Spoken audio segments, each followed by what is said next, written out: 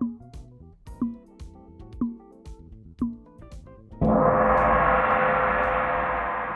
dear friends, the gong is gonged and your time is precious, so I don't want to keep you waiting.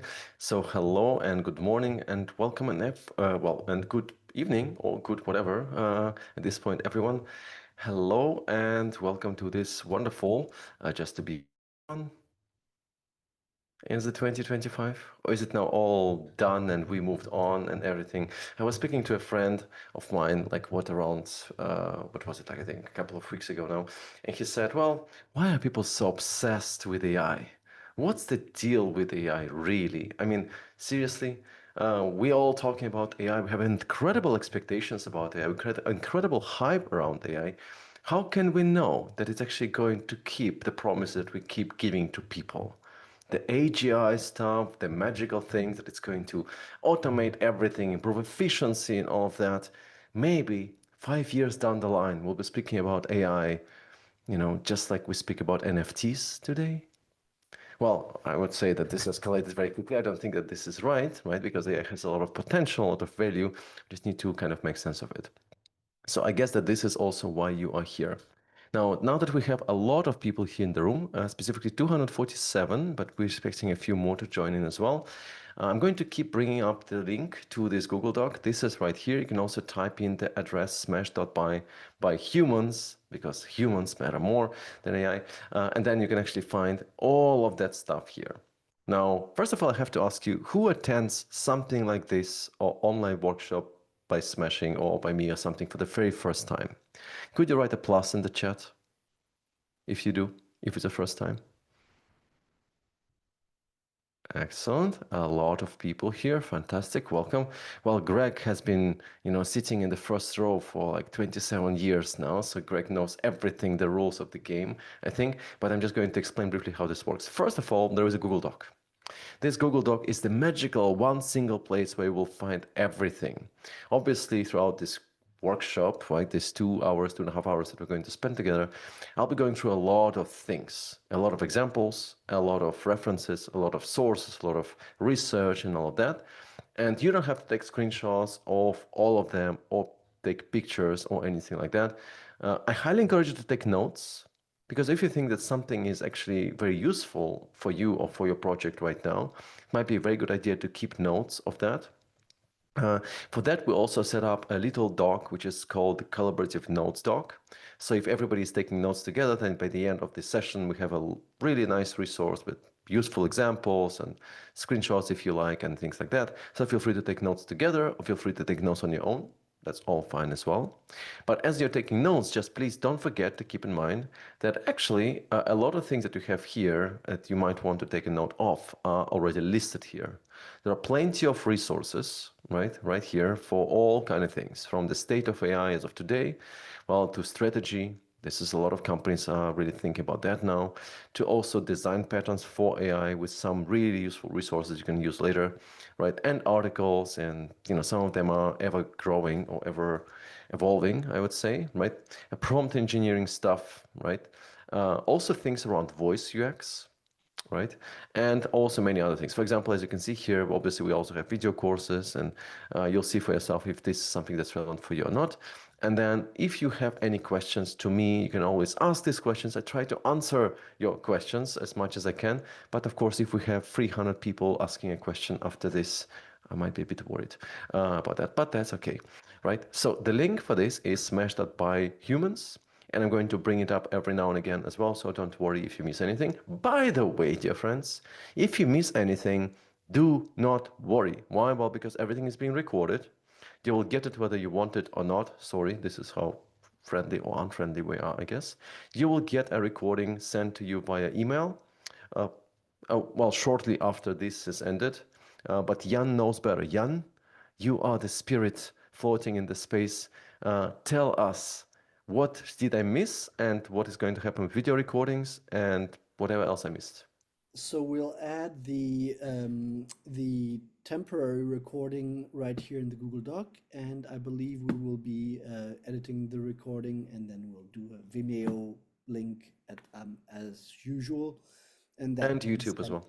Exactly. So there will be emails. Mm. You will receive emails where you will find everything. One thing right away that I want to mention at this point, I don't want you to experience any fluff. I don't want to go through the general practices about how to do prompting because I don't care. I really don't care that much. What I want to see is where are we really? And for the last, I don't know, for the last now 2 years, right? I was sort of trying to figure out what does it all mean. Now we have all this hype around AI, right? We have all this massive stuff happening around AI. Like every not a day passes by without somebody on the remote corners of the internet telling me that I'm going to be replaced by AI. And if it's not me who is going to be replaced by AI, then somebody who understands and gets AI who will ultimately replace me. And if it's not that person, then somebody who will be inventing that new AI feature or new AI product that is going to replicate everything that I'm doing, making me just unneeded and maybe even not even wanted or necessary, right? And I strongly disagree with that. I've always been, and I want to explain why, and I want to explain where the value that we bring to the table comes along, but also most importantly, what do we need to make the best out of that thing? And also, where do companies struggle? Where do they succeed? What do they use successfully? Where do they realize that actually this is not working? So when you start working on an AI feature, right, you probably have a slightly better understanding about what can be done, what cannot be done. Because a lot of time, designers envision worlds, and I think that a lot of designers are here in the call as well. Designers envision worlds which cannot be built, and engineers envision worlds that have very little practicability. Practicability? I don't know, something like that, right? So I want us to change that.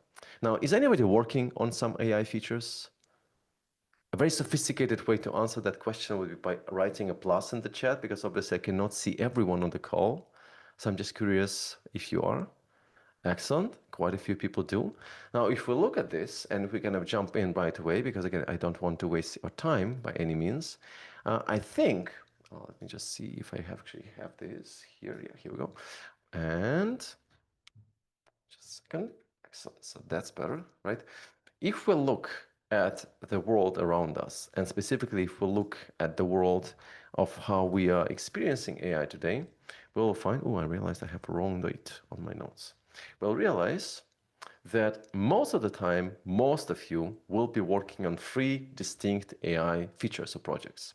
Number one, and please write in the chat if that's kind of affects you or not, generative summary of some sorts, a summary of kind of clustering data, breaking out data into meaningful chunks or something, providing people with insights that they can benefit from. If you're working on something that includes generative summary, please write a fancy plus in the chat. All right, here we go. Magical. Free pluses. I got free pluses. Oh, hold on, hold on. Free pluses from Lucia. Excellent. Fantastic. Wow, that's a very fancy plus, right? Maxime, that's fancy, fancy for sure. Oh, whoa, Todd discovered the real fancy plus. Fantastic, right? Okay, so some of you are also working on something that would be, I don't know, a chatbot. The chatbot initiative. Where are my chatbot initiative people? Well, there is a robot showing up. All right, excellent. So that's number two. Number three would be some sort of internal automation to gain productivity, to gain efficiency, or anything like that. Where are my productivity people? Well, I see quite a few pluses coming in. Could you also now write a minus if you have not worked on AI features yet? Okay, so it seems like it's probably going to come soon enough, and maybe even sooner than we think, right? Excellent. Well, let's see what we actually can do with that, because a lot of time I find it's remarkable, absolutely remarkable, just how we're kind of taking an easy part and a shortcut, kind of working on things that are not necessarily driving the right value. The reason why I'm saying this is that most of the time, when you just throw in some of these features, it's not unusual to see the retention of these features being as low as 5%. Meaning, people try it once and then maybe you've been in a situation, maybe I'm just going too fine detail now, but maybe you've been in a situation where somebody maybe is suggesting that you should be working on AI features and you launch that AI feature, right? But that AI feature or that AI engine or system, whatever it is that you have, right, will only have access to a very restricted amount of data from your customers because customers need to be very much protected. Their data is very sensitive in terms of GDPR, privacy, and all of that. So you end up with an AI feature that has access to some data, but not all data. And you have the old product, the old search, the old database or whatever, where you want users to be able to have access to, employees to have access to. And so as a result, you employees have to try out that AI tool. Then they realize that actually they get something from it, but not enough. So they need to go to the old way, to the old database. And then comes the magical point where they take the output of AI, they take the output of the database, they bring it into the public ChatGPT, which is a privacy breach at this point, and then they work with that. This is a very, very broken experience. And maybe some of you actually had something like this as well. So I didn't show any more slides. I'm just trying to kind of introduce the topic, Selena, right? By the way, dear friends, feel free to drop in questions at any point because I actually monitor what you have and what you're asking. So when we look at today, what I kind of want us to understand is how to avoid situations where we kind of create this broken, well, semi-broken, I would say, AI experiences that people not necessarily dislike, just don't find particularly meaningful or useful and reliable. We kind of really need to fix that. And for me, this means looking at 6 different things, right? Let's see how far we will come. This is a very broad area, of course, right? And I want to be real, right? Again, I don't want to paint beautiful pictures. AI is going to replace everything, or AI is going to be drowning and replace nothing. The truth is always in between. The question is, what is happening and what is likely to happen next, right? For me, that means looking at these 6 dimensions. On the one hand, we need to understand what's the current state of AI in 2025 or almost 2026. Then we need to understand maybe some things like limitations of AI that we as designers or product managers or engineers must be aware of in terms of constraints, right? And in terms of just basically what is the best case scenario that we should be expecting from AI features or AI products today. Then we need to look into research of usability of AI experiences in general, along with it also design patterns. And then, as we're speaking about design patterns, we need to look into interaction design. We also need to look into things like accessibility. Very often, this is very forgotten. And for the last now 2 months, I've been obsessing over the notion of what does accessible AI even mean, right? How do we make AI more accessible? And very often, it's not going to be at all, right? And if you just plug in a feature, you might end up with a lot of compliance issues when you actually need to respect European Accessibility Act. And then, of course, we have orchestration. Now, what do I mean when I mean orchestration? Anyone? Can you write in the chat? What does it mean when we're speaking about orchestrating AI? What do we mean by that?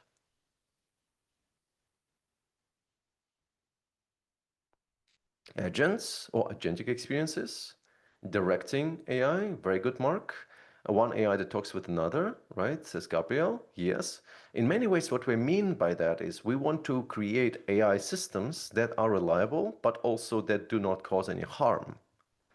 Not only to users, of course, but also to the data in some way. That means we need to establish some sort of guardrails or kind of safeguard that experience so it actually works together.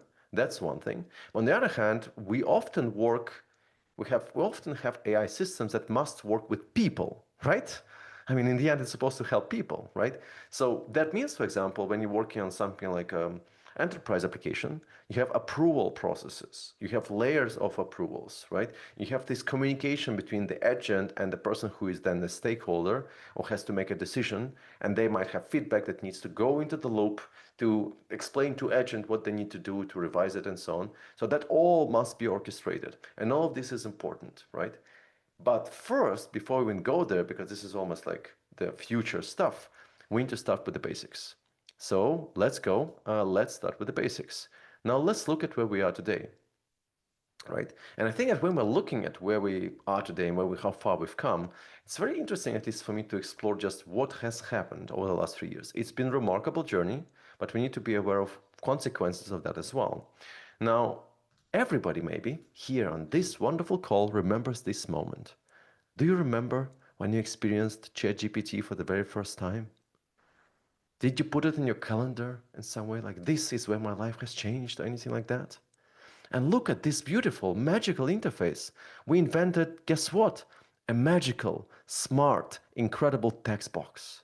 And you can type into that text box. You can actually type questions in that text box, and then you wait. You wait.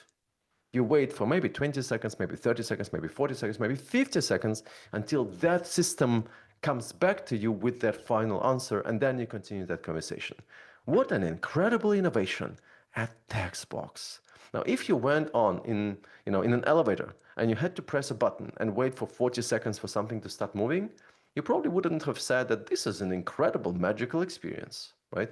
At the same time, if you press on a button somewhere in the UI, right, and then nothing happens or something like says loading for 20 or 30 seconds, that wouldn't be an incredible magical experience. Yet, we kind of adopted it because, of course, with this come this magical understanding, right, of our questions. Now, 3 years later, we've come very, very far, I have to say. Now, this is an example of a tool that's called My Mind. With My Mind, you can bookmark anything. And then, of course, because AI is very good in identifying patterns, right, it can actually very, very quickly understand what you actually are bookmarking.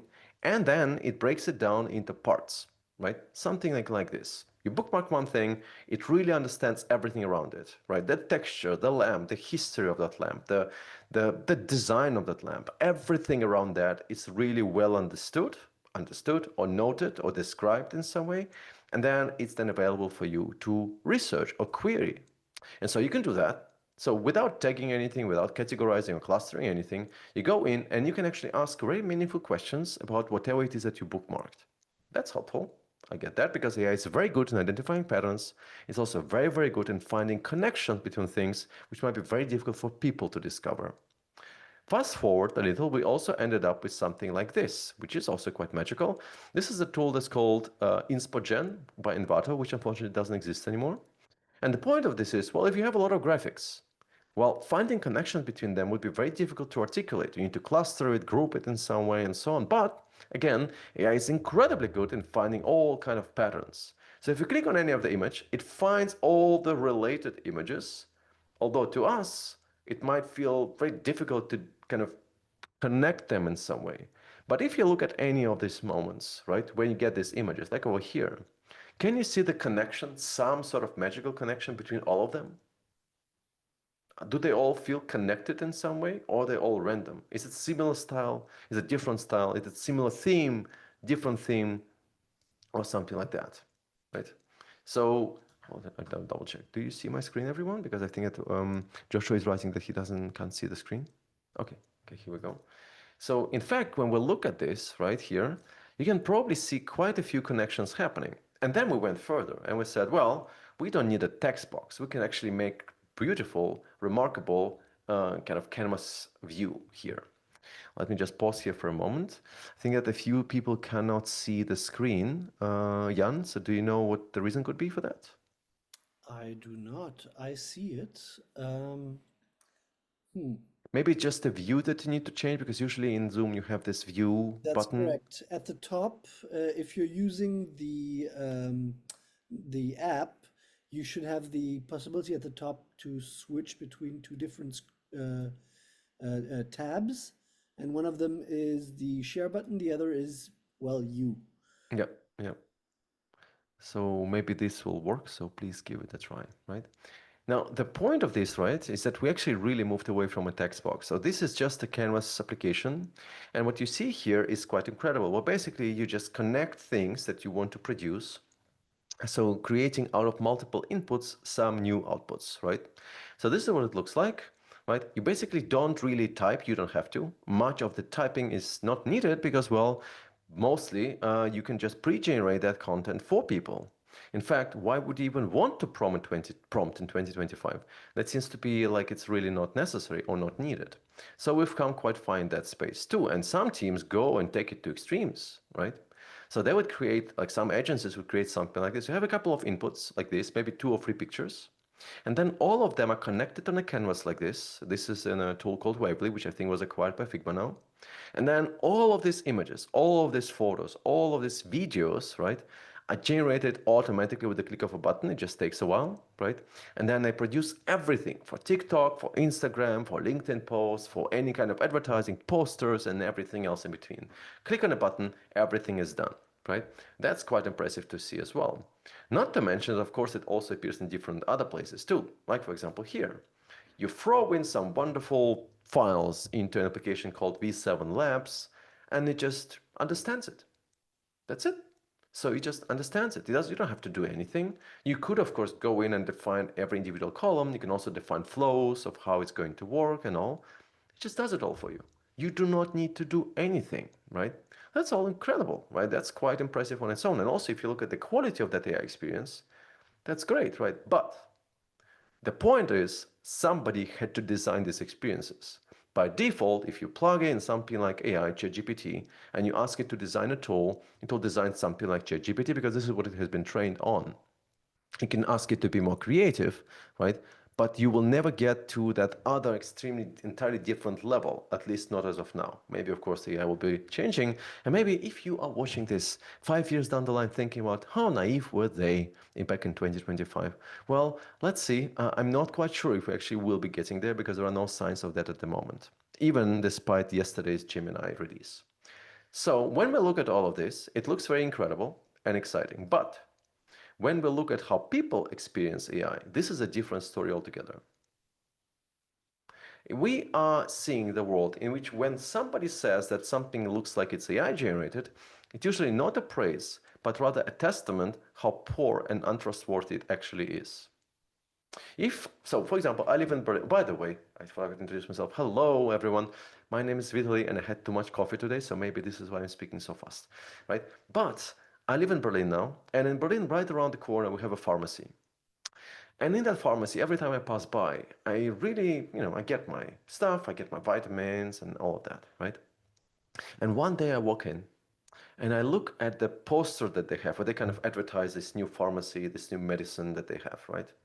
And I look at it and I feel like, this is awkward. And I have a picture of a friendly family, right? And I can tell, I can smell based on that picture, that's not real. This cannot be right. This feels awkward to me, right? And then, of course, they also have the advertising for all these other things that they're selling.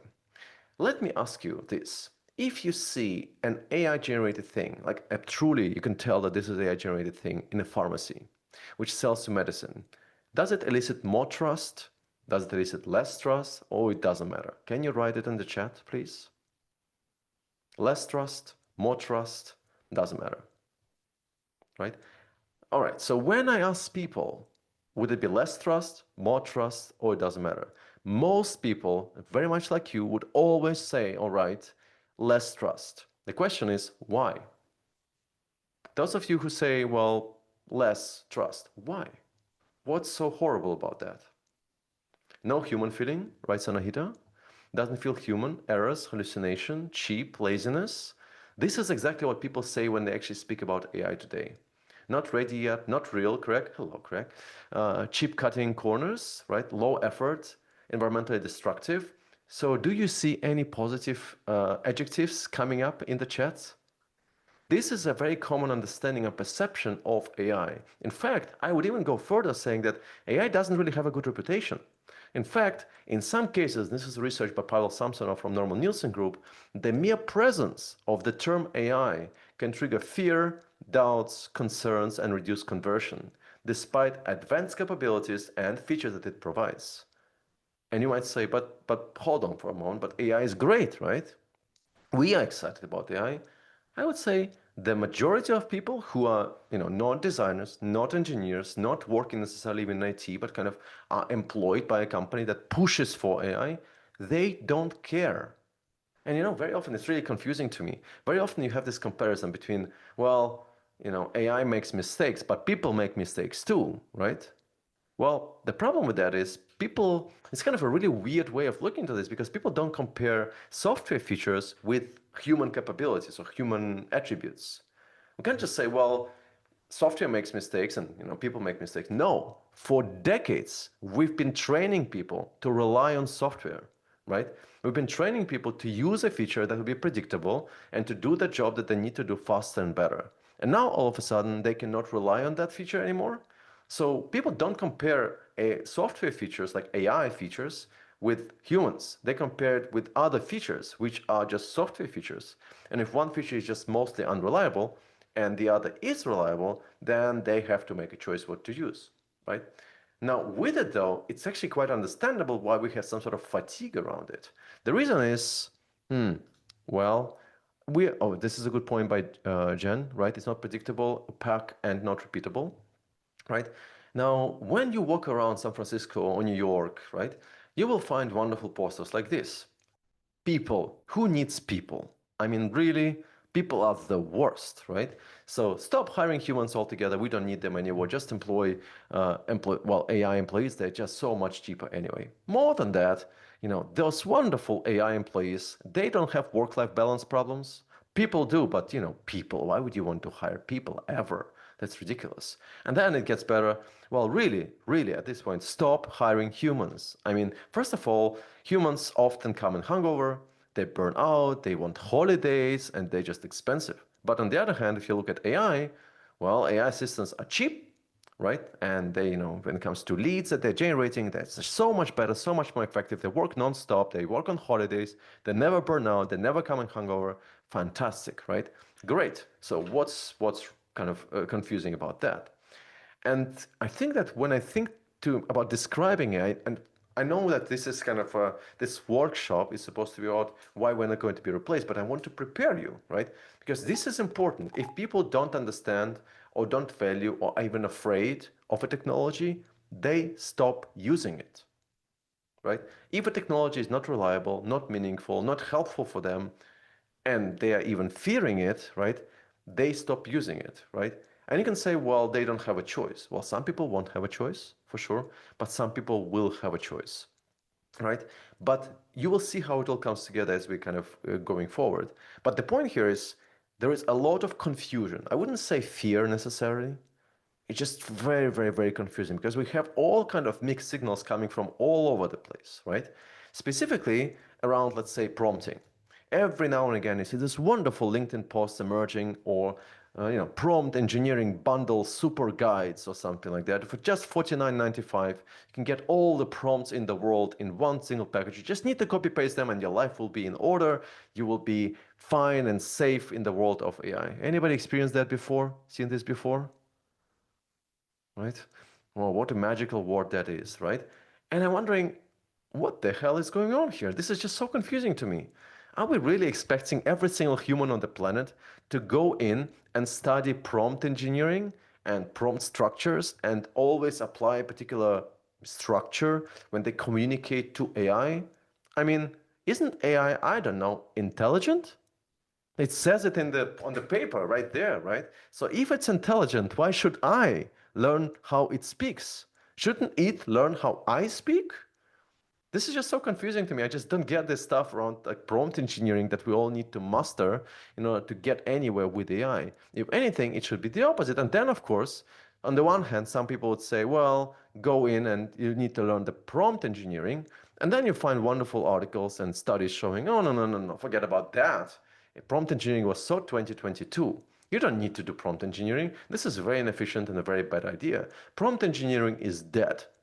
You're like, hold on, really? Yes. Why? Well, because if you ask the language model to devise its own optimal prompt, in almost every single case, automatically generated prompt performs way better than the best prompt found through trial and error by humans. Which means the best thing you can do, this is probably the first really main takeaway from this. The first thing you need to do is stop writing prompts, everyone. This is a really, really bad idea. Ask AI to write a prompt for the problem that you have and to generate that prompt and ask itself and execute that thing instead of writing it on its own. Let me give you an example of that that may be coming kind of make sense here. There is this wonderful example that I have over here. Let's see. See if I can find it. Here we go. So right now we're running this interface UX design training. And we have Aletta, and Aletta was working on a specific thing, which was a very complicated multilingual health insurance form. Actually, I can drop a link here as well to you. And she discovered a process that worked really well for her and really, really fast. So she was able to get to this design in Figma Make for literally what, 2-3 hours? With a bunch of prompts in between. So how does it work? So imagine that you have a very, very complex form, right? Maybe, I don't know, 20 pages long or 30 pages long or something like that. And you want to kind of create just a quick prototype to see how this works. You can use Lovable, you can use V0, you can use Figma Make, you can use anything you like. You can use Claude, called Cursor to generate or something or whatever, right? So you can do all of that. But you would be going mostly and writing a prompt for that, right? Now, why would you write it on your own? Instead, what she did is she basically takes work that she has to do, it takes the brief that she needs to work on, and she records a Loom session, a very short video recording explaining, right, and recording what she thinks the right approach would be, right? And then she asks AI, in this case, I guess ChatGPT or something, to generate a prompt that would be then fed into Figma Make to design that screen or to design that prototype. Do you understand what I mean? So she takes a brief, right? She records a Loom recording, and then she says to ChatGPT, now here's a video recording of what I think, right?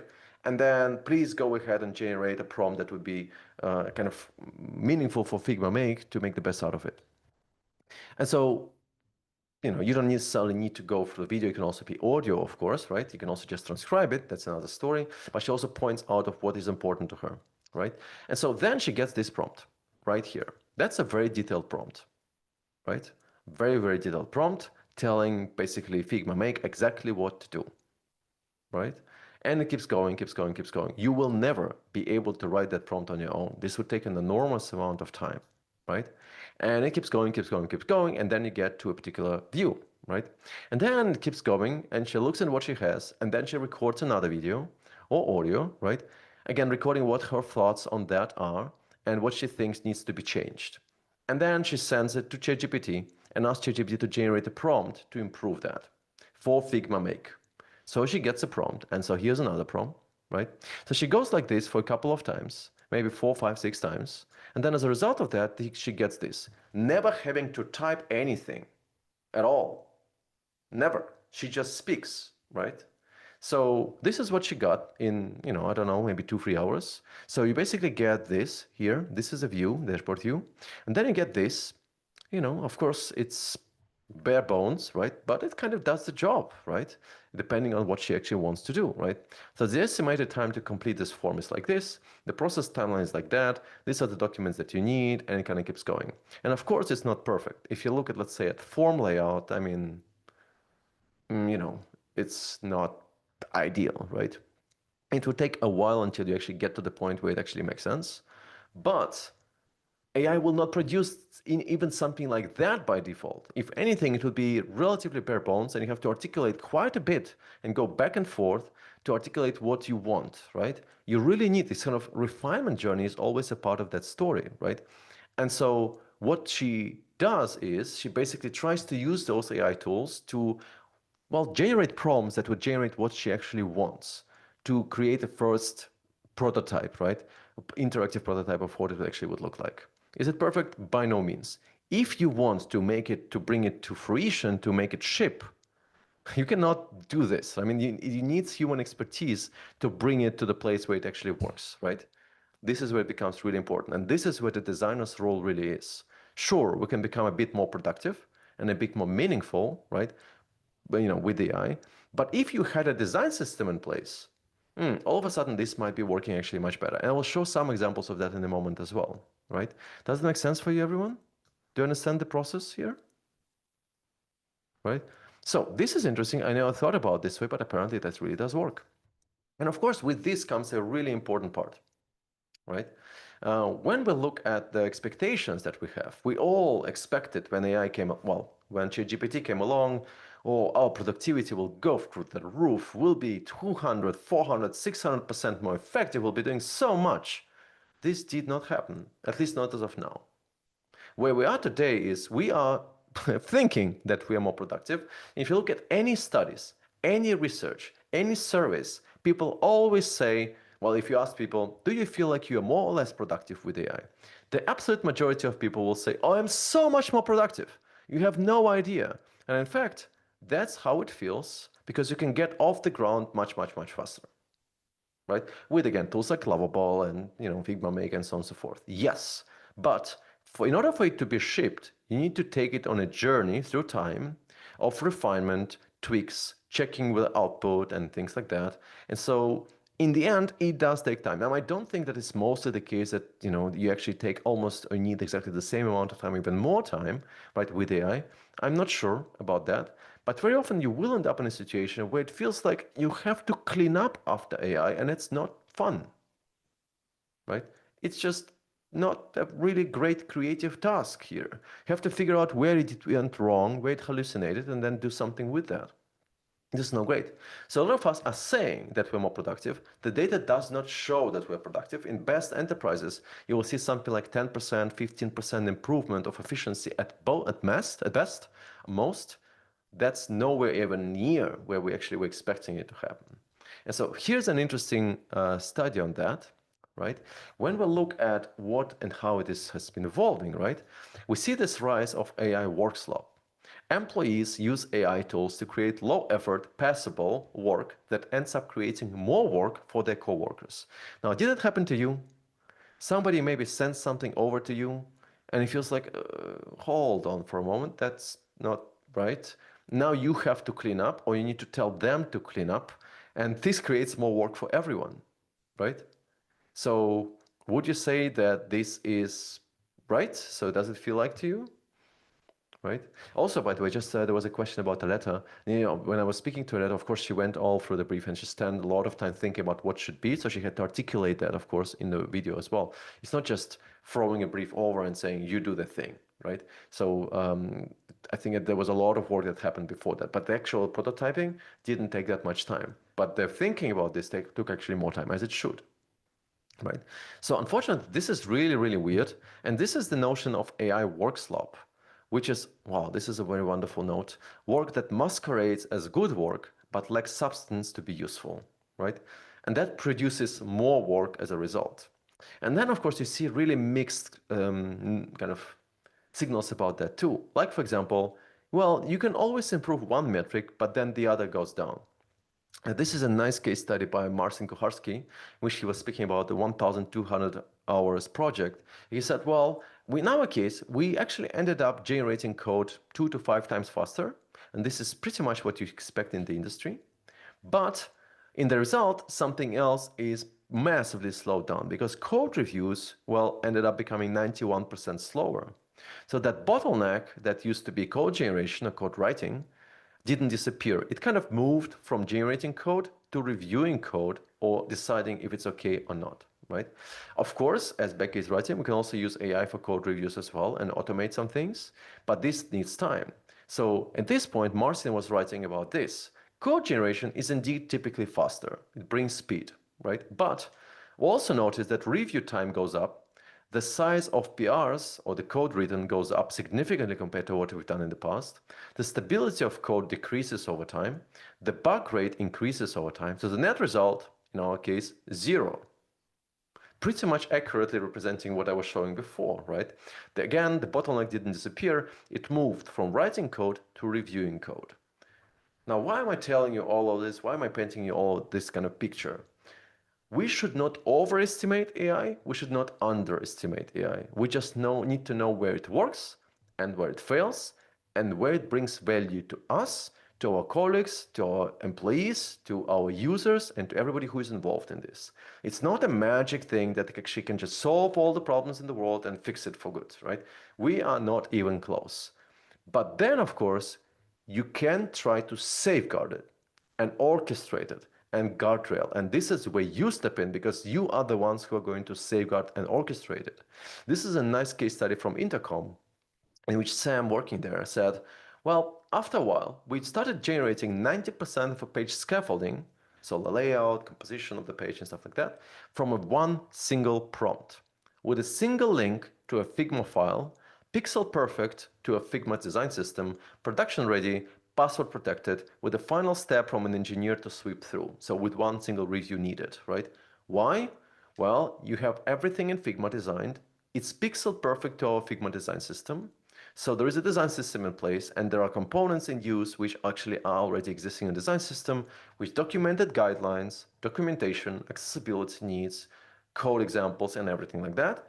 So if you safeguard it like this and guardrail it, so to say, then you have a slightly better chances of being successful, but it's still not even close to 100%. So we're still needing someone to finish and move it over the line, right? Well, probably with an engineer to actually review it, right? So that depends on how you actually design and orchestrate that experience. Does that make sense, everyone? Right? So still with me? All right, so nobody left yet, I think. Greg is always here, so Greg has always been. Excellent. Now, with this in mind, we kind of need to keep going, right? Okay, so this is like where we are right now. And again, remember confusion. This confusion, again, just to really emphasize that point, is everywhere, everywhere you look. Like, for example, if you look at the marketing teams, they are confused. Because in the past, we had websites, remember? We had websites back in the day. People were going to websites, right?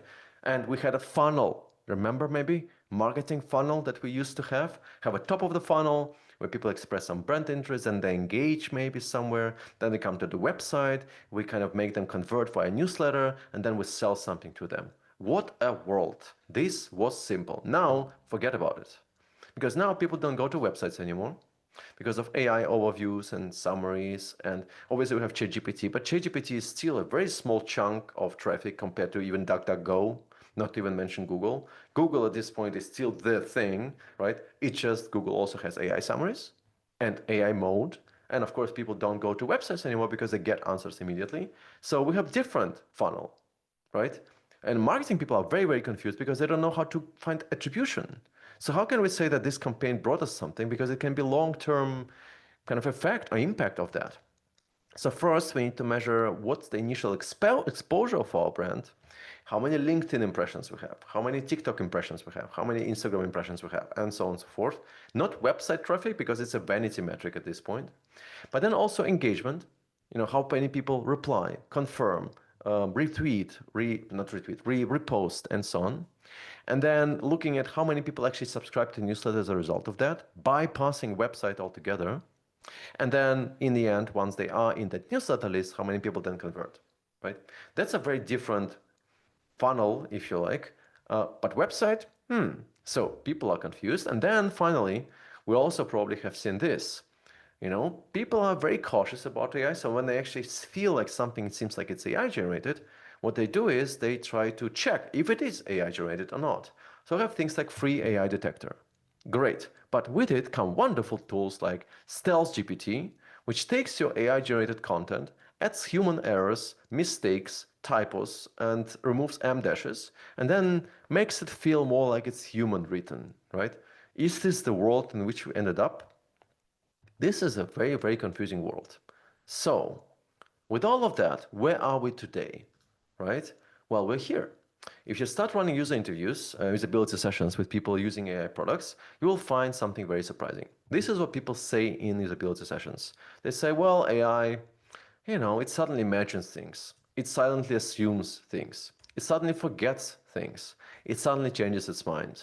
Did anybody experience any of that yet? Right? So here we go, right? Then they keep saying, well, AI is stupid. It always says just what I want to hear, right? It often takes too long to reply. And if it does reply, it's incredibly verbose. It never tells me, yeah, sure. No, it has to tell you just how incredible your question is and how kind you are to even ask that question. What a magical creature you are for even thinking about that question. This is the most important question of the universe. And here is the answer, by the way, right? So this is just totally unnecessary, right? And then we also notice that the quality of output declines over time. So if you have a longer conversation and you keep going and you keep asking something, eventually because it starts forgetting things because of the context window inside, right? The quality also declines because it just, you know, drops things that are mentioned in the middle of the conversation. And instead of telling you that it dropped it, it just tries to kind of fill in the gap on its own, right? And then it amplifies averages and mistakes. It doesn't really listen to me, never questions my hunches. And I think that here, Sergey is writing, I don't see that monthly price for the subscription. It's coming here. It never asks for missing details. It isn't really reliable for work. That's a problem, right? If people can't trust AI to do the right thing, they are very hesitant to actually use it as a default tool, right? You will see that in some studies, people seem to be very hesitant to admit to their superiors, to their managers, to their colleagues that they actually used AI to generate a report, to generate a prototype, or to write a presentation, or anything like that. You don't have to write plus in the chat here, right? But very often people do not want to admit that they actually used AI to do something. Because, well, because of all the things that you said. It feels cheap, fast, almost like cheating, and that's almost the opposite of what we actually want. And also, ask me to type all the time and then quickly hit the limits of my plan, so you have to pay for it all the time, response in big walls of text, and then the answers that it actually gets in that wall of text are very hard to manage. Very often people are struggling with the so-called refinement journey. They want to cherry pick. They want to pick parts of the content over here, part over there, and then bring it together in a different space. And usually the way of how it works is they copy paste parts of it in a separate workspace, in Notion, in email, in Microsoft Word, or anything like that. And then everything that they copy pasted now, they copy again and bring it back into that AI tool and ask it to summarize it or synthesize it in some way. Could you please write a plus in the chat if you do that? That's okay. It's a safe place, right? Now, why do we do this to people? Is it really the best of what we invented? We bring people out of the tool to something else, and then they need to bring something else back. That's just so ridiculous. This is so strange. But again, when you still speak to people, what they usually say, well, it's AI. It's good enough to get started. So this is the state of AI experiences in 2025. We are not even close to designing proper AI experiences yet. And who will do that? After 3 years, we are not even close because somebody has to orchestrate and design it. So who will do that? Well, you, of course. Who else?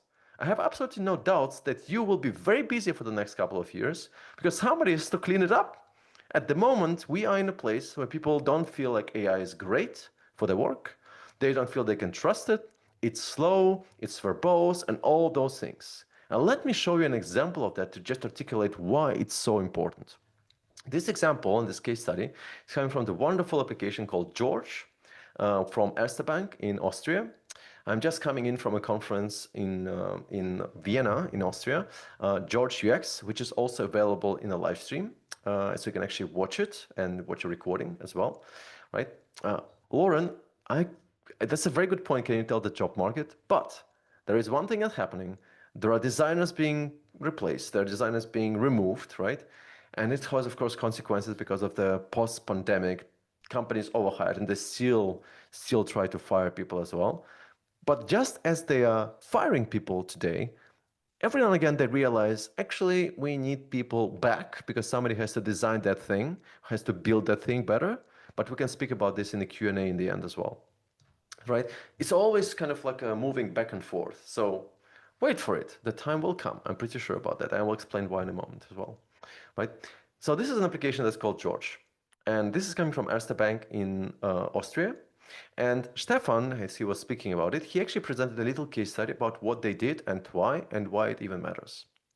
Now, usually when you think about AI features or assistants, what they were thinking of also is an AI assistant, right? So they had an AI assistant, and in the beginning, it was the very open-ended AI assistant.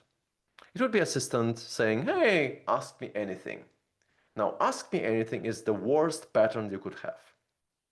It's the worst thing ever, because when you actually write something like this, people have no idea what to write. Do you accept Excel spreadsheets? How many? Do you accept audio? Probably not.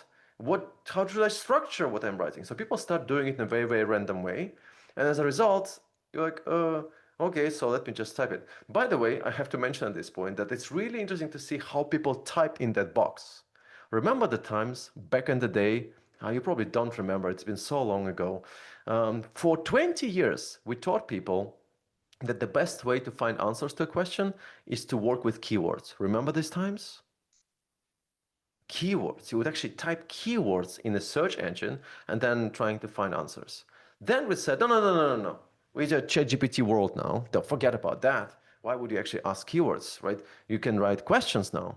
So we said, oh, wow, fantastic. Now we can ask questions. So you know what people do now? This is magical.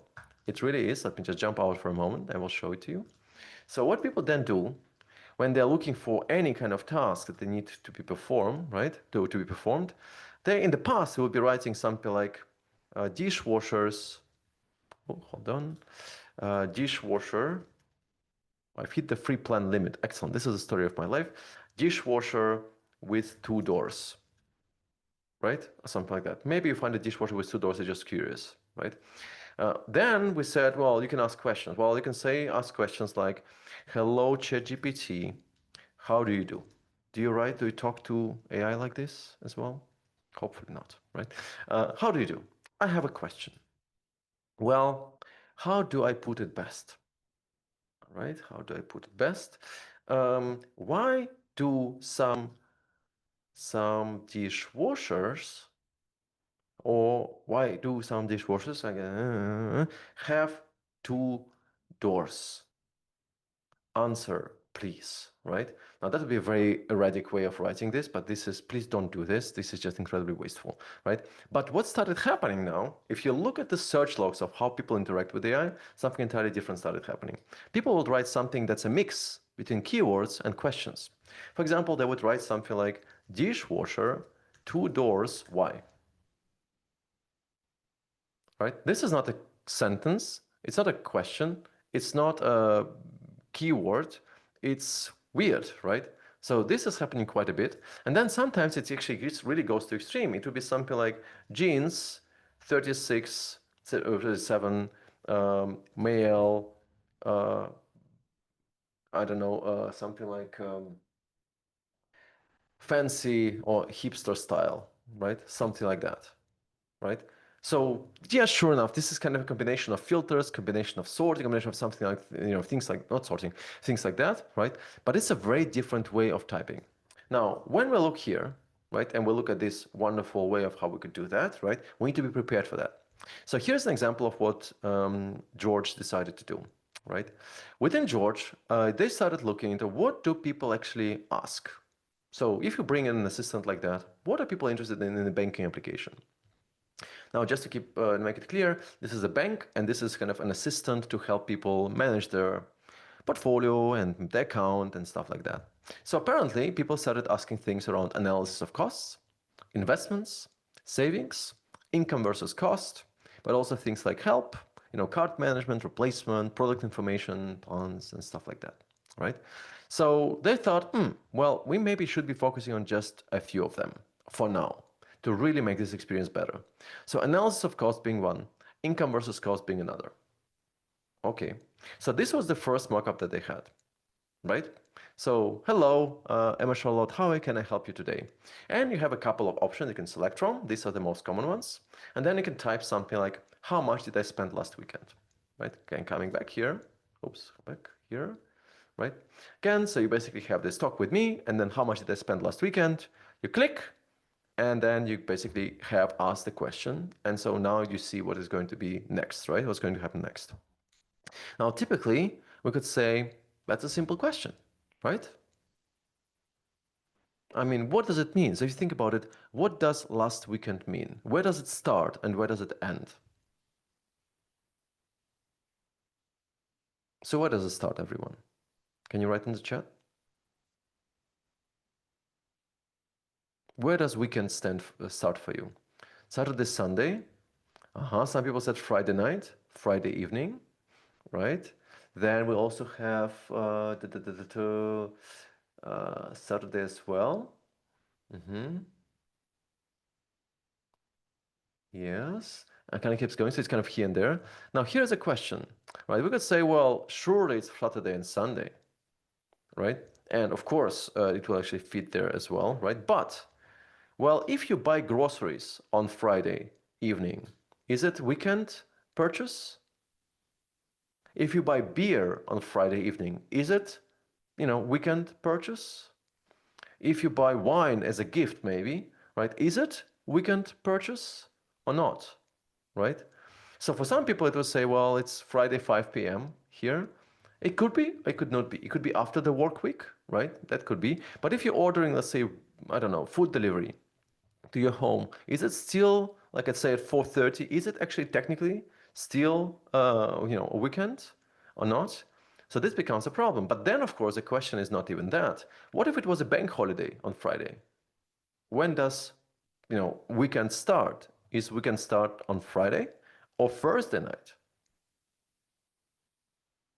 right? So every day is a Saturday. Well, you're living in a good life, Serhi, I think, right? So when I show up, that's funny. Friday at least, right? So it all becomes very difficult because it really heavily depends what you're buying, where you're buying, right? When you're buying, it's not that easy at all, right? So, okay, so what do we do with that? Well, if we look at things and think about this, well, surely if you buy popcorn on Friday night, that's technically a weekend. And surely if you actually buy something on Saturday, that's a weekend, right? But sometimes you'll find that some purchases are booked only on Monday, right? So this is not a simple task at all. Even something as simple as this can have different meanings depending on the context, when people are asking it, why they're asking it, and something like that. So what did the team decide to do? Well, the team decided that, well, first of all, we need to kind of have a meaningful conversation. So let's see how we can do that. So the first idea that they had was, well, if you're using LLMs, large language models, then as you probably have noticed, when you ask ChatGPT something, it does not respond within 2 seconds, right? It needs time. Sometimes 10 seconds, sometimes 20 seconds, sometimes 30 seconds. So we want to keep people engaged. Now, remember what I said in the beginning? If you press a button and nothing happens for 30 seconds, you're gone from that elevator, hopefully, right? So what happens here is, well, the same story. Somebody types in, and if nothing happens for like 5 seconds, then, well, you're probably going to start switching between different views or windows or tools, or you may be going to leave it on a desk, right, and go somewhere. That's not a great experience, right? So they decided to reflect back to the user what exactly they asked. Something like, you are interested in your spendings from last weekend? Sure, I will look into that. Just a second. So when they ran it and launched it, people hated it. Why?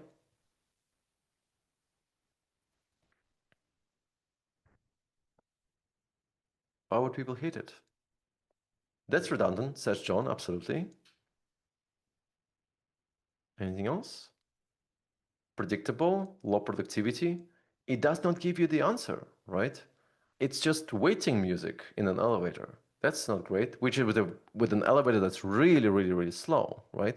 So that's not great. But also, if people ask different questions, that every single time it's like that, which is something that we actually see a lot, right? Could have been a spinner. That's a good point, Tim, as well, right? Well, that's not a great experience. So their goal was to be faster, and I mean it, to be 10 seconds faster. Now, good luck being 10 seconds faster with AI LLMs. That's going to be very, very difficult to pull off. I mean, probably not even possible at this point. So they went back and said, okay, so how do we do that? Well, sure enough, if you just plug in a raw version of ChatGPT, of OpenAI's model, or Llama's model, or anything like that, you get this, right? So this is probably what you were expecting. You have an assistant, you write a question, you get a response, and you get something like this. So how do we feel about this? Is it great? Is it perfect? Oh, Ben is not approving. Felix does not appreciate it. Nope, no, too long, Emma, right? So when somebody asks, how much money did I spend last weekend? What do they expect? I don't know, maybe a number of how much money they spent last weekend? That would be meaningful. But instead, we're going into all the fine technical details that are absolutely unnecessary here, right? All of this stuff is absolutely unnecessary and not needed at all, right? This might be helpful, but maybe this way to presenting it is not really great, right? Now, when we look further into this, we can say, well, actually, the only thing that somebody was looking for is this number. That's the most important thing. There is no hierarchy, there is no nothing. This is what comes out of the magical AI box if you don't pull it through the design system or anything like that. So if you don't apply any design, it has no design. This is it, right? Again, somebody has to design it, right? So they went all and said, well, let's improve it in some way. I mean, it's not great. So how do we do that? Well, also we have this enormous amount of text which is totally unneeded and redundant. That's just weird. So what do we do with that? Well, maybe we could actually do something with it. Like, for example, we could just clean it up a little, restructure it a little, make it a bit more presentable. Is it better? removing all the bullet points and stuff. Slightly, Gabriel, I guess so, better but not good, right? Excellent. So not a lot of excitement, right? And so with this, then we can say, well, yeah, but that's not great. So then we probably want to get better than this. Maybe we can change it to this. How about this?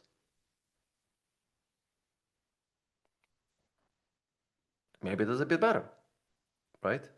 Good. So I got a good from a designer. I will put it on my in frame somewhere. I got a good from a designer. This is incredible, right? Oh, I even got a nice from Gaia. This is not happening a lot in my lifetime. I really have to make a screenshot of this and come back to it. I even got a nice exclamation mark from Mark. Unbelievable. So getting on the right track here. So for this to happen, somebody has to come in and say, we need to design this experience, right? So this is what they ended up doing, right? So instead of giving you kind of a random guess about, hey, sure, here's what I found, right? Instead of reflecting what they asked, right? They just give you this sort of view. Do you spend this weekend 394 euros 69 cents, right? And some of these purchases are pending because they're not booked yet, right? Then you have Spar and others, right? And you kind of get this overview right here. No text, more like a dashboard-like view, right? And of course, with this comes a challenge because once you have this, you need to understand the intent. And once you have the intent, right, you need to design the experience around it, right?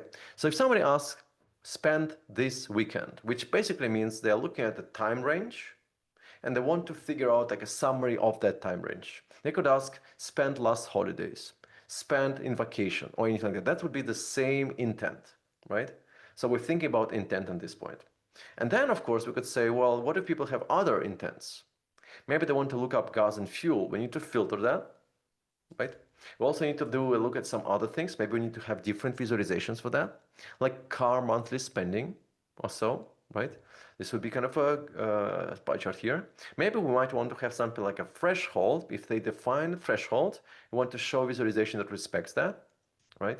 And it kind of keeps going because we want to look maybe at different sections and show how monthly spending has been evolving, right? And so it kind of keeps going. So in the end, it's designers who end up defining the frame of reference, how it's going to be represented based on the intent. But then we need to decipher the intent to pull it through the design choices that we deliberately made to then generate a view that would be basically the answer that the user is looking for, right? But I want you to understand, and please pay attention for a moment, it's really important. I want you to understand what it actually requires, right? This is not something you can do in 1 minute or two. You need to design that thing, meaning you need to think about how it's going to work. So if somebody asks a question, how much of my spending is car related, I want to show this little badge on the right.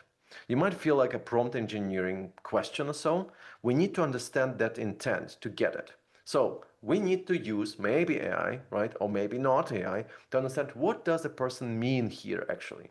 So when you look at something, hold on, if you look at something like a question like that, compare my energy cost from last year to this year, right?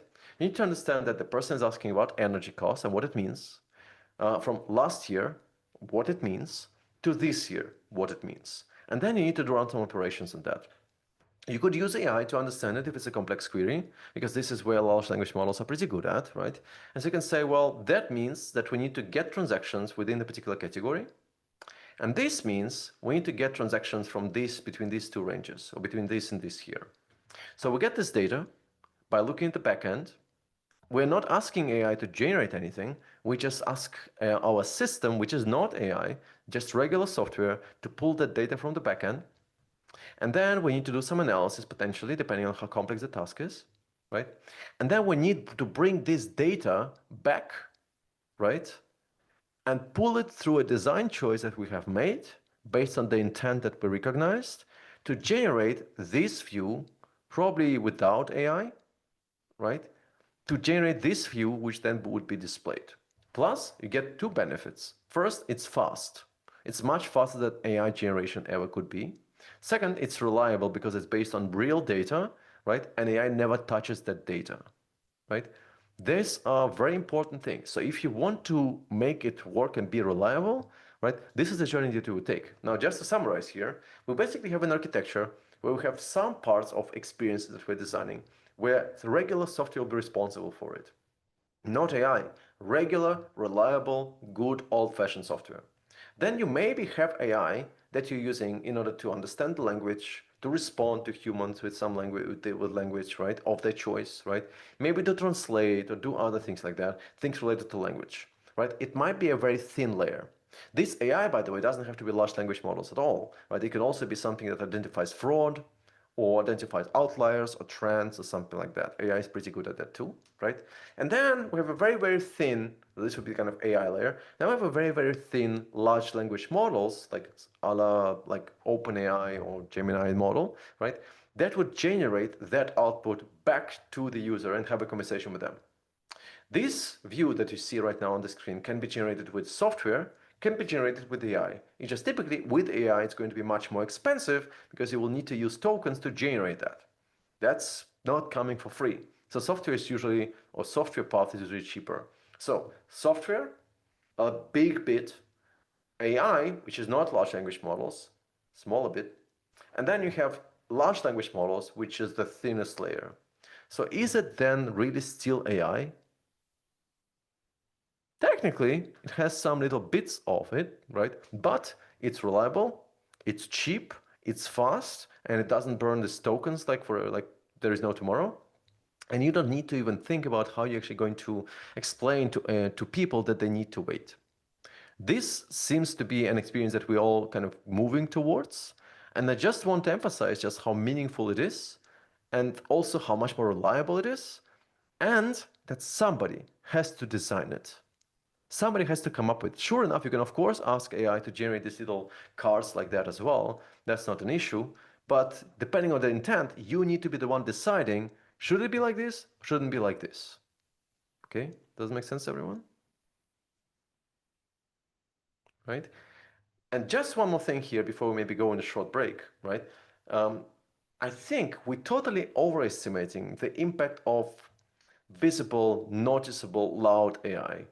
People want features that work for them. This is probably the most important thing that we need to know about this. And I want to show you just one simple example how it can be done really well.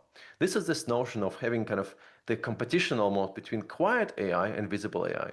So quiet being AI last experience or AI second experience versus AI first experience. So some companies go in and add AI only where it can be useful enough and reliable enough and deliver user value. They basically take the existing user journeys and then sprinkle AI across those user journeys where it adds value. Sometimes I have to admit that there is also this sort of innovation workshop, as it's called, where there will be a workshop where we kind of jump in and we say, okay, let's reimagine altogether what our experience should be like. So instead of looking at our customer journey or user journey, let's just think about what it could be, right? What might it be like, right? These kind of workshops where we're kind of innovating. But if we take a look at our existing user journeys and think about where it would make sense, this is what would happen. Now, this is a tool that's called Dovetail. Dovetail is a tool for researchers. And basically you can, record usability sessions with your customers, can cluster them, organize them, find insights in them, and so on. So they looked at the user journey within it and looked at how they can actually improve that experience. Now, this is what it looks like. So when people are going to Dovetail, typically they would need to either record or upload files, maybe anonymize data. They would review transcript. They would maybe code data, add tags, highlights, structure it, and so on. They would also cluster it and maybe find insights. And then those insights would be grouped and highlighted and presented in a report. And then they would review it and they would distribute it, right? So this is a regular journey. So they went in and said, hold on, well, what if we wanted to add some AI features here? Well, let's look at the journeys that we have. So, when somebody's looking up a particular person here, we want to give them a summary. This is a generative summary that you have probably as well. When somebody needs to translate from one language to another, we can do that. Do you see any mention of AI over here? Nothing. It's just automation, just language translation, right? Then we also want to maybe give more summaries in some other places to explain why we found some insights here. It also look out for specific insights that are meaningful and suggest them No. to user, right? So right here, somebody would be, we get this suggestion from AI saying, oh, this is okay, right? From AI saying, this is an interesting insight. You can say as a human, with human in the loop, I approve it, I dismiss it, I approve all of those, right? This is then with the human in the loop. You can also suggest some tags, right? All under the hood. There is no magical sparkle anywhere, right? Well, there is technically, but not really. And then it also keeps going because it says, well, we can also arrange things into groups, right? It also identifies things that require attention, like for example, passwords and security numbers and passports, right, or anything like that, right? And asks you, hey, would you like to redact it? That might be a good idea. AI is very good at this, right? Then it also tries to find connections, right, between what has been said and the specific maybe other timestamps, other fragments of videos from other customers and so on to create this connection. Also explains why it actually thinks that this is an insight. It also integrates in other tools, like for example Slack, where you can it's available as a kind of a way to speak to Dovetail via Slack, right? But in there, it has one magical feature, one simple magical feature, which again has to be invented by someone and designed by someone, namely this. So when you ask something like, hey, Dovetail, I would like to get a digest of everything we learned about our customers last week, right?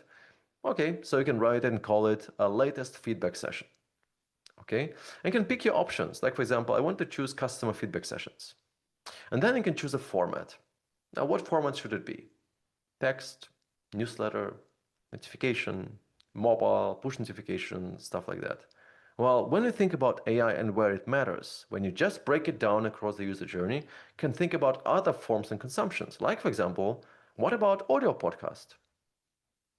You go in, you set up a audio podcast, it cuts the clips of all the user journeys and useful insights from users, creates a, similar to Notebook LM, would create a podcast, right, along with a summary of what you have learned, what the company has learned, and send it to you to your audio podcast or Spotify, whatever it is that you're using. Isn't it useful? Now, in many ways, we can think, well, this is just a little thing. Yes, but again, somebody must be intentionally adding it in to making it work, right? And so this is again the point of what we have over here. And I think that this is why when we're actually looking into this world, there's quite a lot for us that needs to be discovered, right? And we're just literally getting started with this, right? Now, what I want to do after the break is to give you a bit of an insight and a bit of a hint about what we do with all of that. Specifically, I mean, we have quite a lot of stuff to work on. I would like to look at 5 or 6 areas here, as I mentioned in the beginning.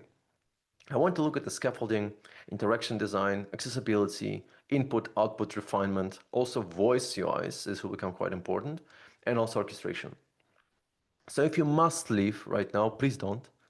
But if you really, really must leave, please keep in mind that we have the video recording that will be available right. Oh, well, it will be available right here, right? Probably a couple of hours after we're done. So you can always finish watching later. That's not a problem.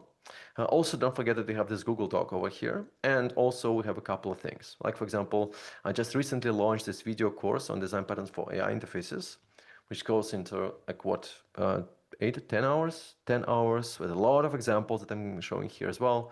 So maybe you'll find it interesting. We try to make the price very affordable, right? It's like $275. And then you get also 20% off if you're using the code AI. So it's, I hope it's affordable. If it's not, please let me know, right?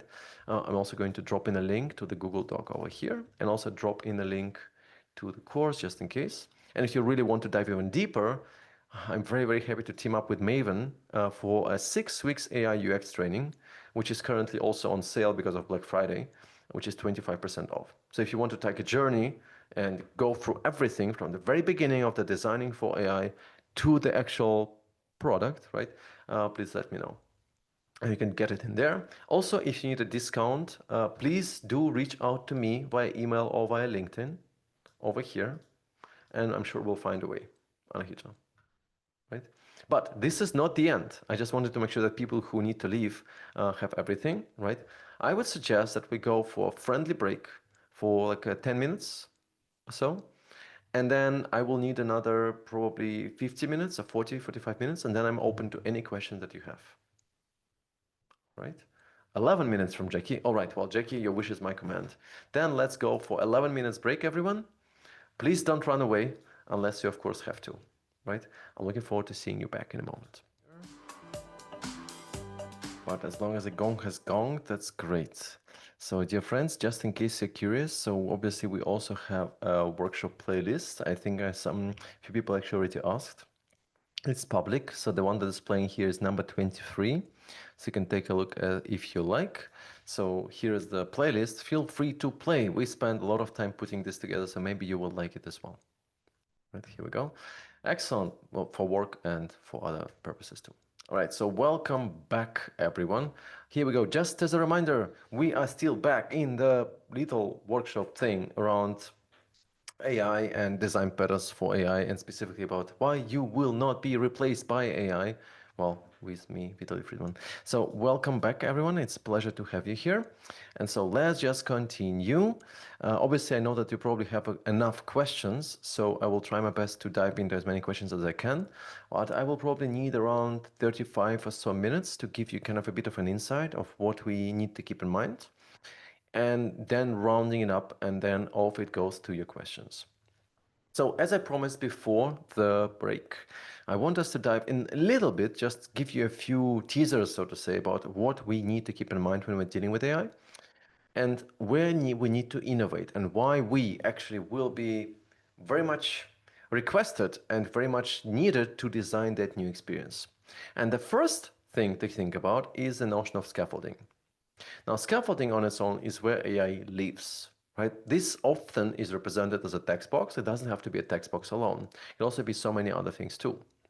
It could be task-driven workflows, right? It could be something like canvases. Oh, where is my clicker? Here we go. Canvases where you can actually put things together, like we have in Miro, for example, right?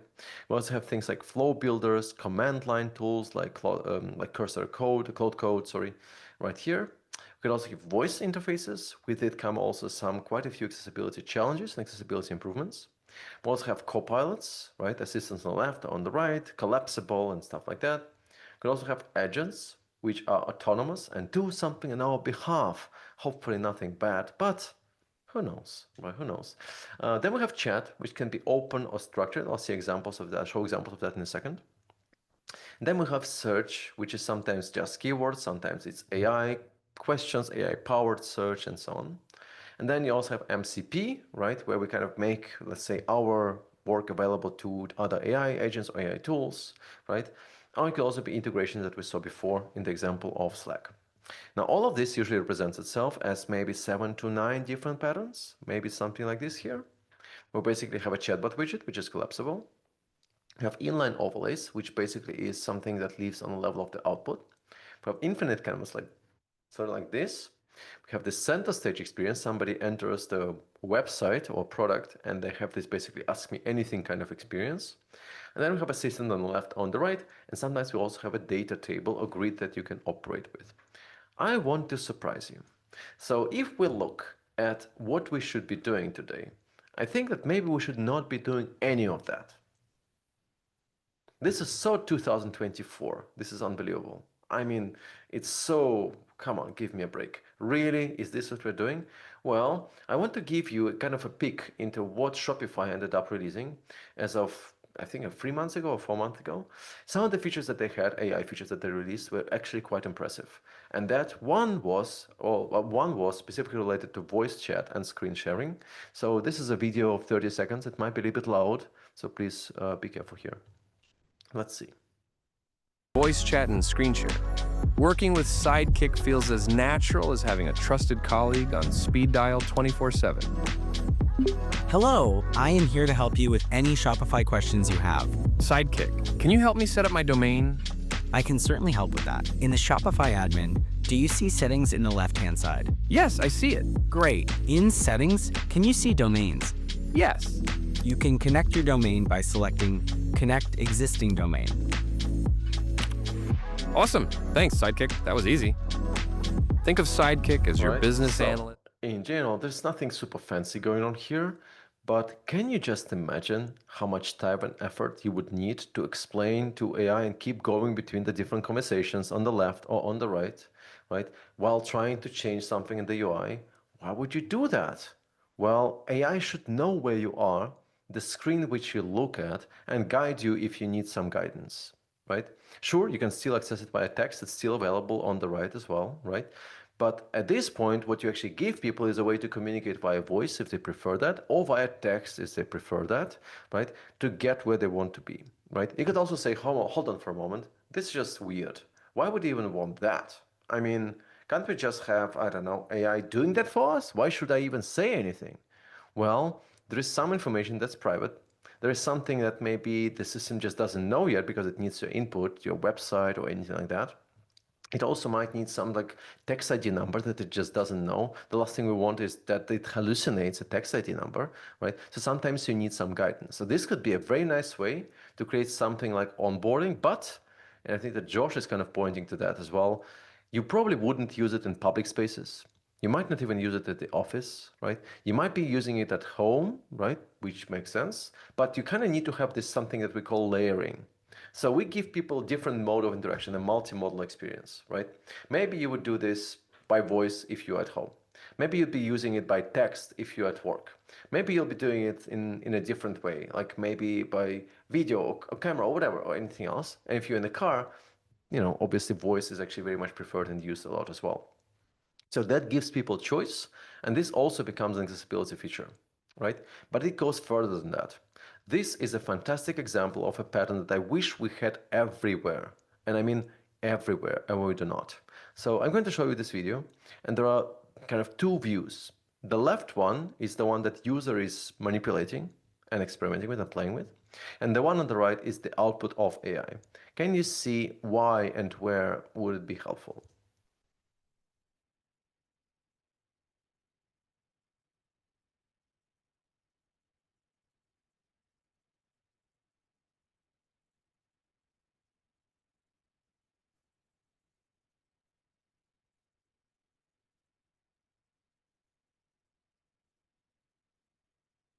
Okay, that's it. So what's so special about it? It's really not magical again, right? But there is one thing that it delivers as of value, right? So it's direct manipulation. If you ever think about having to articulate that level of precision, right, in a text prompt, that would have been a horrible, horrible experience. You would need to say, I want this arc to look like this and maybe have like a 25 degrees or 40 degrees or 42 degrees and maybe 5 pixels. No, now you need to move it 5 pixels to the right, maybe 4 pixels to the left. This would be horrible. Just horrible. At this point, what you do is you pull it out from a toolbar that you don't see here because it's on the left. You pull it out from a toolbar, you place the object on the canvas, you move it around, and you articulate with that what AI should do. Now, keep in mind that there is a global prompt. The global prompt, and this is very important, there are always two levels of prompting at this point. There is a global prompt where somebody is asking, I need an Escher's rendition of a Venetian canal house. That's always the context, right? That's the first global prompt. But then these things over here are local prompts. What we mean by that is, well, you put an object which represents something, right, that would be used on the right, right? And you say, as I manipulate it, I want to generate a local prompt, right? Something extremely detailed with geometry, with width, with height, with length, with everything like that, right? And as you're moving it around, you basically regenerate that output on the right by augmenting that new local prompt to that global prompt that exists already. And that's important. It's not like Photoshop where you just move things around and it's really almost pixel perfect. As you probably have noticed here, as you're kind of moving this object, right? When you drop it, it's regenerated, right? It's not the same image anymore. It's a different image, right? So it's not just like a Photoshop or something. So it generates that image on the fly, right? And of course, it's relatively fast here, but usually in practice, it's going to be still much slower. This is a wonderful tool that's called Krea, allowing you to do that. Right? Now, why would I say that this is probably one of the most underappreciated and underutilized features in AI for everything, including heavy, let's say, financial enterprise products? You would never have something like this in a financial product. You would never just generate things on, kind of move things on the left and generate something on the right. What do I mean by that? We need this direct manipulation and direct interaction. Like what? Like how? How would you do that? In your product, maybe where you're working now. Could you write in the chat?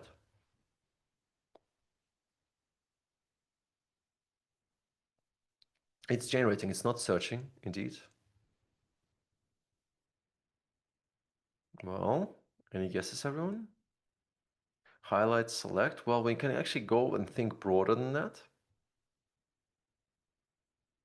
Show the end goal, yes, but we can actually go even beyond that, I think, in some way. So if you think about where and how can you kind of control that output, what it would look like. Oh, sorry, Anahita, but I will explain in a moment.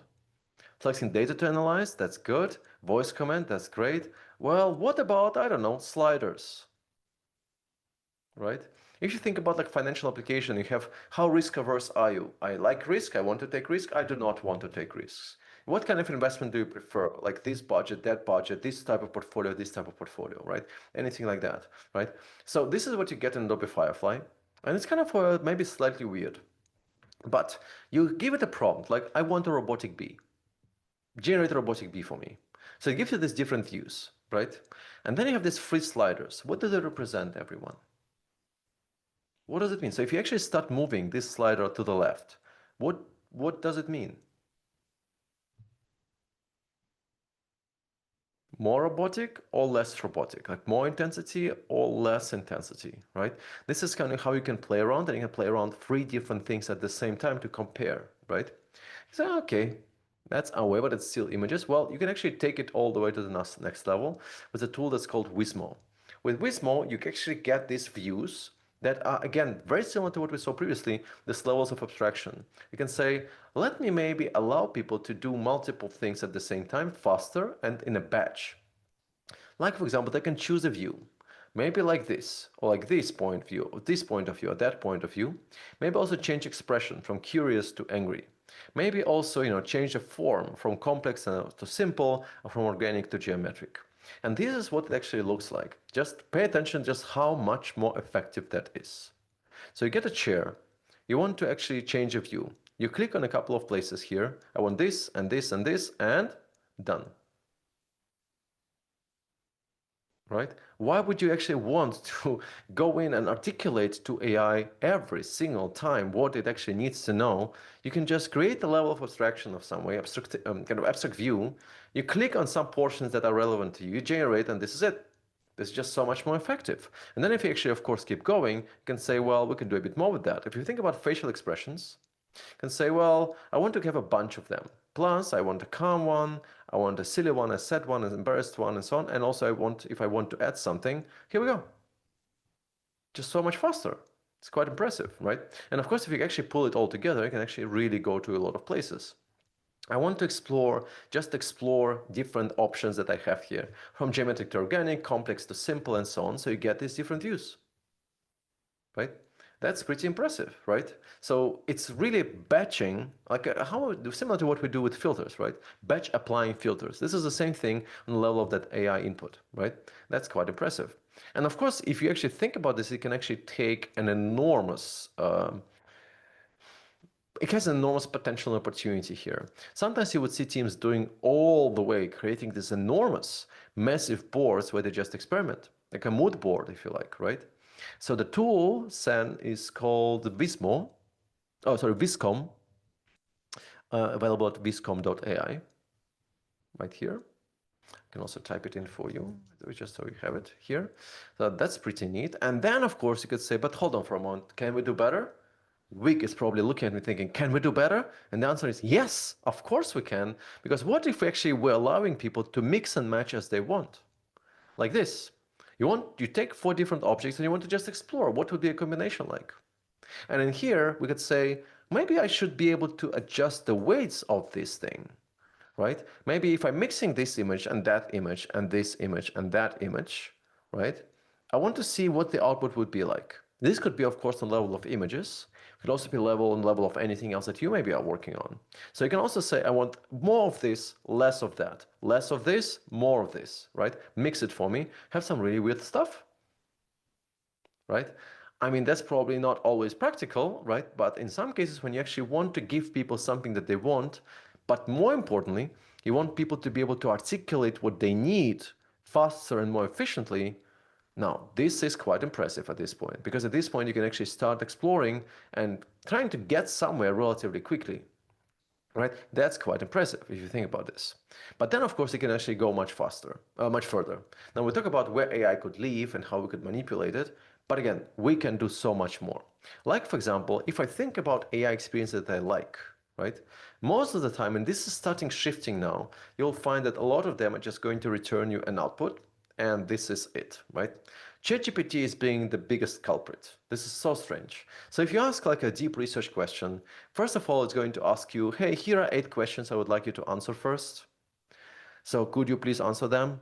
So you copy paste all of that back into the input and then add empty lines in between and then answer right immediately right there. That's quite weird and quite confusing. Now, Anahita, these images could be AI generated, but it could also be imported. That's sort of up to you. This is how you would like to do it, right? But I mean, I show this example all the time because Elicit is probably one of the few tools that I'm really deeply in love with when it comes to AI experiences. And it really happens rarely because most of AI products are extremely generic and extremely average because they're not designed, they're produced, right? And we really can do better than this. So if I look at something like magnesium intake, right? That's a really bad prompt, right? And of course, it will tell me, not good enough. Maybe more precise questions would work better. Try adding elements like this, right? Specify population or outcome or intervention, right? Or anything like that. We should be designing experiences where people are proactively blocked from submitting bad prompts. If they write bad prompts, they get bad output. This is wasteful for everybody, right? This is just not a good thing. So if we actually can say, well, okay, this is a good example, I can take it and then I can adjust it, right, for older or aging adults, right? And then it evaluates it again, but you can actually submit at this point as well. Great question. Thank you. Right. And then you keep going and it asks you, okay, how would you like it to be done? Right. And so you generate a report. And usually it takes a while, maybe 2 to 3 minutes. It also reminds you via email when it's done. Right. But what it does behind the scenes is first, it gathers sources. You can also look them up. Let me show you what it looks like in reality. Maybe like this here. So it gives you this overview, sources. You can edit them and remove them. You can download them as well. It does screening, looking specifically about what is matching your expectations and preferences, right? Well, then also it gives you the overview of the exact data point that it actually has collected. And then, of course, you also have a report that you can generate and save it as PDF or something else, right? And then you get this overview. This overview has everything that you probably are expecting, but I'm wondering, how come that we learned that with AI, we abandon everything we learned about UX? When you ask AI, like ChatGPT, to generate a table, it generates a table. It can do that, yeah? But why do we miss filters in these tables? Why do we miss sorting in those tables? Why do we miss all the good and useful things that we learned are very, very helpful? Here, you can kind of filter that output by whatever it is that's relevant to you. You can also filter, sort it as well. Plus, you have these asterisks here. Do you remember what this asterisk could be? Can you guess what they are? Sources, references, and stuff like that. But I'm so confused again because we're just doing and repeating the same things over and over and over again in the world of UX. So it's just so confusing to me. Because if you look at ChatGPT, usually it's footnotes or links or even sometimes links that don't even exist, right? Because it hallucinates. Not here. No, that's just so strange that we drive people to pages, to external pages or papers to do things. Here it's different. When you click on anything of that kind here, it actually picks up what exactly in that paper that you actually were studying actually contributed to that statement and actually kind of amplifies and explains that, right? You can go through different papers here. Well, it's all the same paper, but if you go to another one, it's probably going to show up more. These are all the different papers, right? Brought together in one single place where they're actually highlighting where this information has come from. This is a one way of doing this. If you want to improve accuracy, you need to think about how to improve accuracy because by default, it is not going to happen. So what some teams do and some companies do, they say, well, that's great, but then people just take it and they take it as a granted and it's just final and done. right? They don't check the sources and all of that. Well, some teams do it differently. They say, all right, well, for that output that you get here, when they want to use something, use it somehow, like export as a PDF or something like that, just before they do, we're going to give them a preview, right? Which they need to confirm. So these are the sources where the information has come from. These are the statements that where the information has come from. You need to confirm every one of them. Sometimes if it's like 5 or 7, you can do that. If it's like 27, you can't do that really, right? But if you can say, before you start using it and you start sending it to your client or so, right?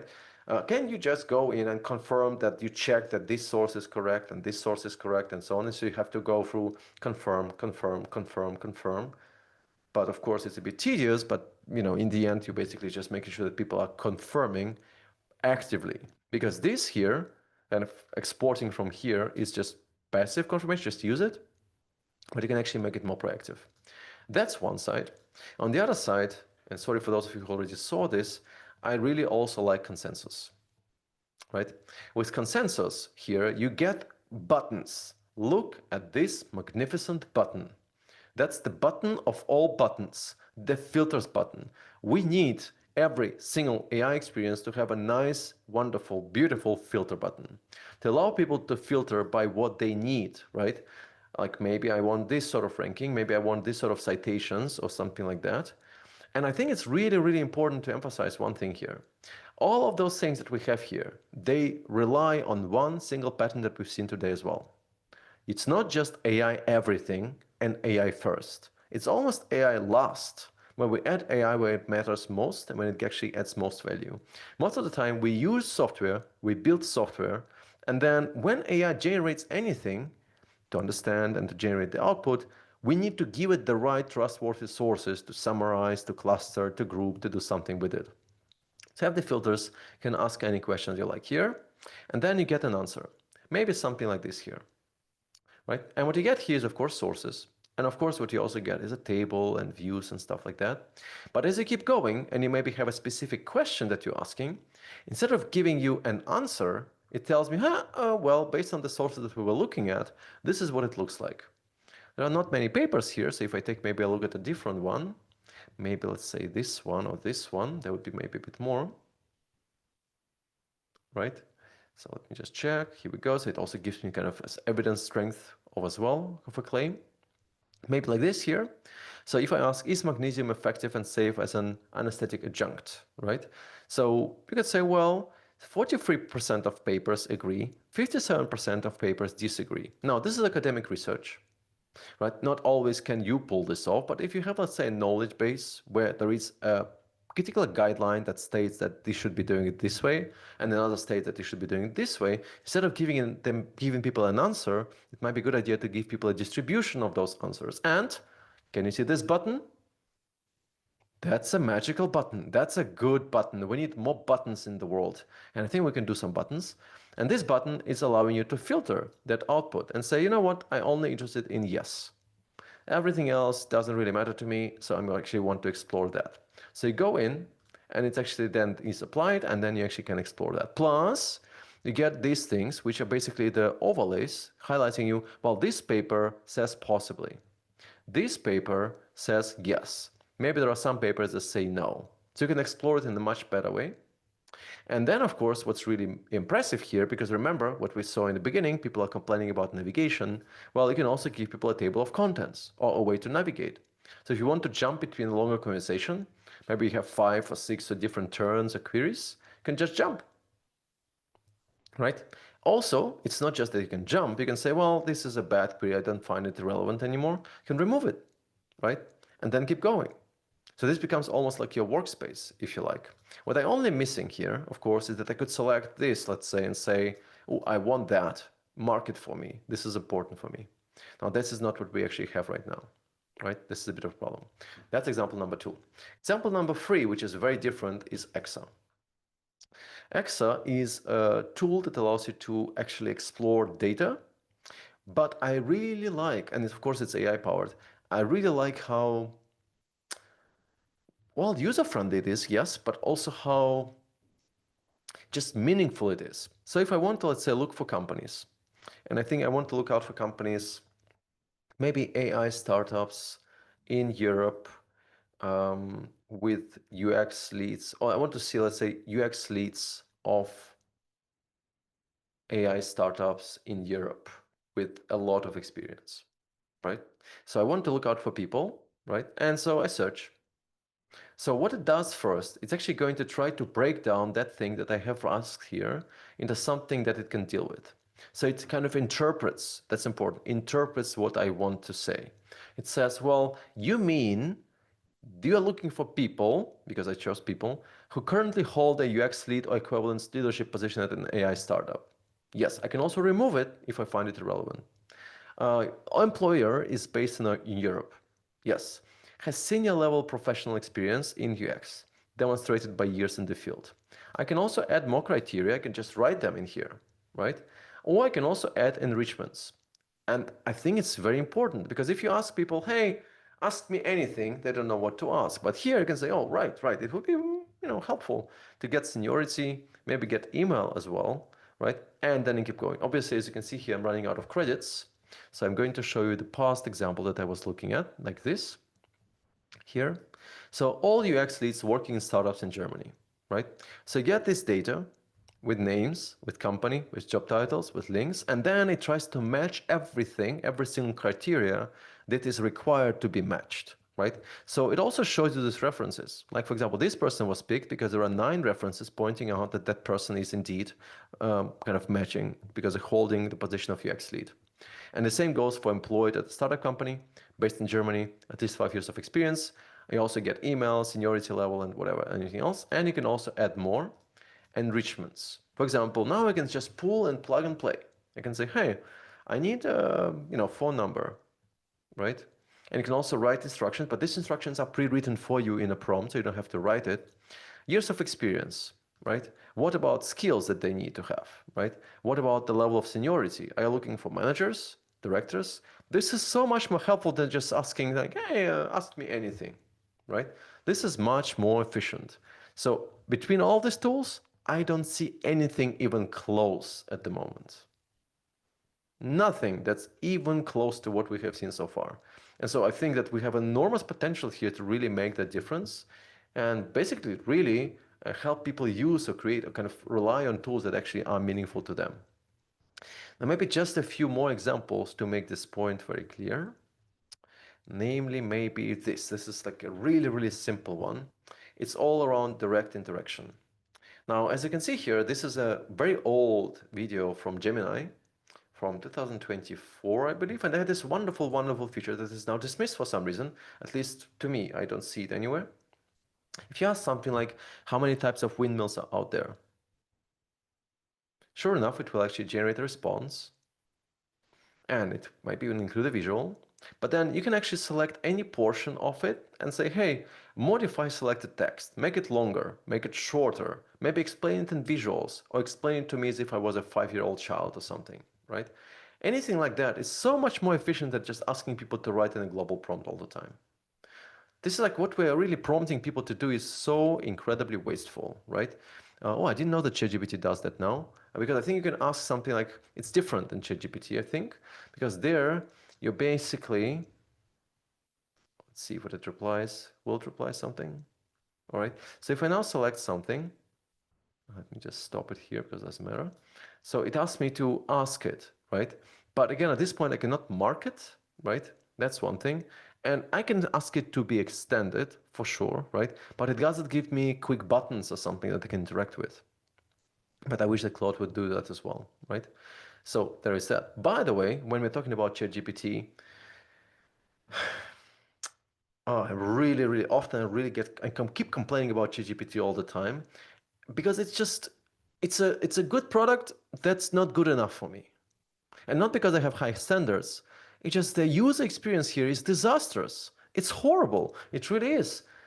And I mean, on so many levels. If I look, for example, at something like this, like let's say, if I wanted to give me an answer, right? Typically, obviously, it actually knows something about you. So it has memory, right, as we call it. And it has custom instructions and stuff like that. And if you look at memory, right, this is what it knows about me. Okay, let's see. It knows that I'm vegan. Well, actually, I'm not, but I don't mind vegan food, but it thinks that I'm vegan. Okay. Apparently, I like carrots. Well, that's a new thing for me. Maybe I do. I need to rethink my life choices, maybe. Then I lived in Freiburg for a while. Indeed, I love Copenhagen. I love many other cities too, but that's okay. Well, I do like coffee ice cream, and I do like persimmon fruit. Now, if you keep using it, you will actually look up your memories, and you will see that it actually pulls everything it knows about you into one single thing, right? It's all one single profile. But I want to be able to distinguish between it. I want to say, well, I have a question, and I want you to apply the profile of a UX designer to it. Or I want to apply a profile of a husband here, or anything like that, right? So with some presets already set and defined, I can't do that. I always have to explain again and again and again what I actually want, what my context is, and so on. This is not particularly useful memory for me to have, right? It needs to be broken down by profile. That's number one.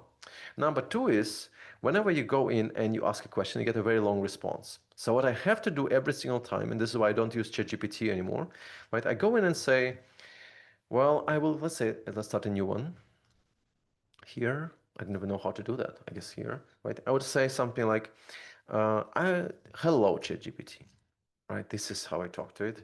I hope you are doing well. Please don't say that. That's just ridiculous, right?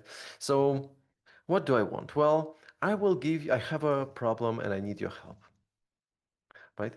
I will give you a topic to research on, and you will I don't want to correct it, and you will do a comprehensive research,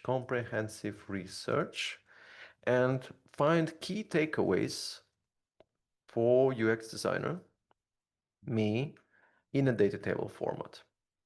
Please confirm with yes if you understand. That's all I want. I want yes. Can I get that?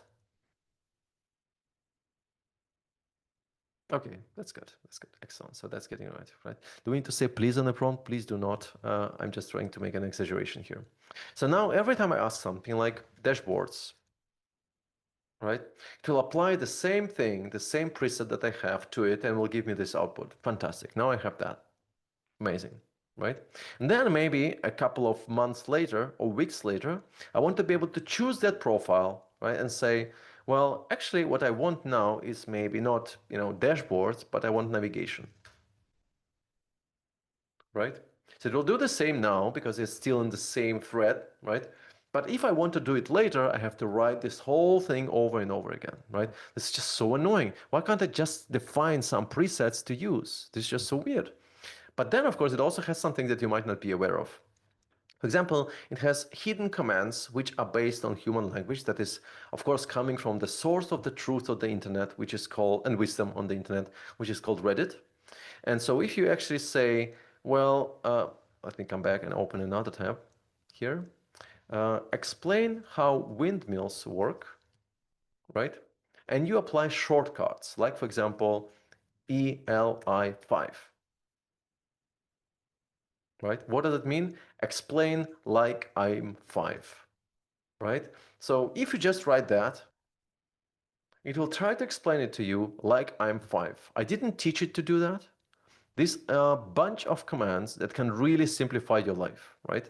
So for example, windmill is like a big fan, but the opposite of the ones in your room. Instead of blowing air, it uses the wind to make things smooth. Okay. Now, if you're looking for more of those, I actually have these sort of shortcuts, I think they're called shortcuts. Let's see, I think it's right next to prompt engineering somewhere. Prompt optimizer, not here. I'm checking. Let me just check very quickly. I think it's somewhere over here. Language models. Damn it, I just had it and now I think I'm lost it again. ChatGPT. Oh, no, not this one. Not this one. Let me just, I think if you look and for shortcuts to use for better results in ChatGPT, you will find them relatively quickly. Right here, right? These ones, ELA5 and so on. There are around 100 of those. And I think I did put one of those together in a Google Drive that we have. So let me just check that. Google Drive here. Oops. Let's come back. Here. So you find, here we go. ChatGPT shortcuts. These are all of them put together in one single place, right? So you don't have to write it all in sentences and stuff like that. You can just use the little shortcuts right here. So here's the link, right? So maybe this would be helpful then as well, right? But this is just all so weird. Like all those things are really just confusing to me. So with all of this in mind, right, I want to show you just two final things and then I'll wrap up, right? Because again, we can go like this forever and I have a lot of stuff on this, right? But I want to focus on just two more little things. First is accessibility, just for like 5 minutes. Because when we look at this world of AI experiences, it's remarkable how inaccessible this world is. One of the major challenges that we have is the way of how it's designed. When you think about chat, usually the way of how it works is basically the chat box is often or always positioned at the bottom of the screen, right? So when somebody is using a keyboard to navigate, they need to go bottom up. Typically, we explore AI from the context from top to bottom, but they need to go bottom up. This is also called in the world of accessibility, and this is from the article coming from Mike Grover from IBM Research. The chat moves down the page, but keyboard navigation works from bottom up because of the position of the chat box. Feedback elements get in the way of the actual message content. Users have to tap through them to reach to the start of the chat. These are all the different challenges that you will usually find, right? All of them just put together.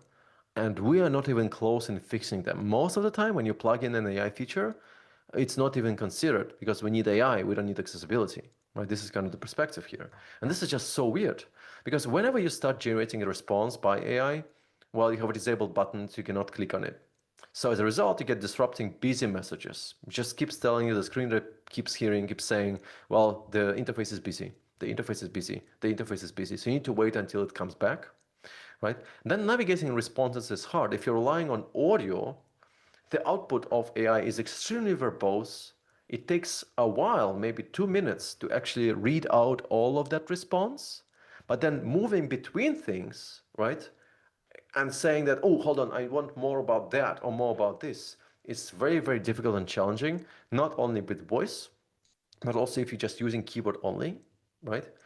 Then, of course, the keyboard navigation works bottom up, so you need to go shift tab, shift tab, shift tab until you get to the output. You also get to the point where you have to tap through a lot of interaction controls in between, like thumbs up, thumbs down, choose the model, and all of that, which is never skipped, really. There is no simple skip to chat links, nor on the top of the page, nor at the bottom of the page. We need something like skip to last reply, skip to last answer or something, or skip to the chat box, right, or something like that, which is not given in most scenarios at all. Then we have conflicts because some parts are AI generated, some parts in an enterprise product could be non-AI generated, and it's important to distinguish between them.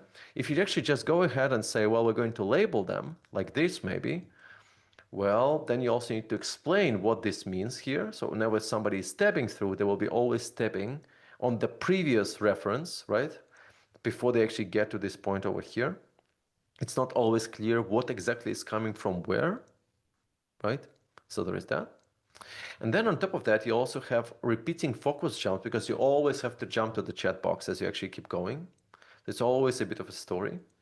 Those messages usually, some messages are often not announced properly, right? Depending on how it's built. There is also no way to turn off feedback controls, again, or any kind of other controls. There is no way to reduce verbosity in some way.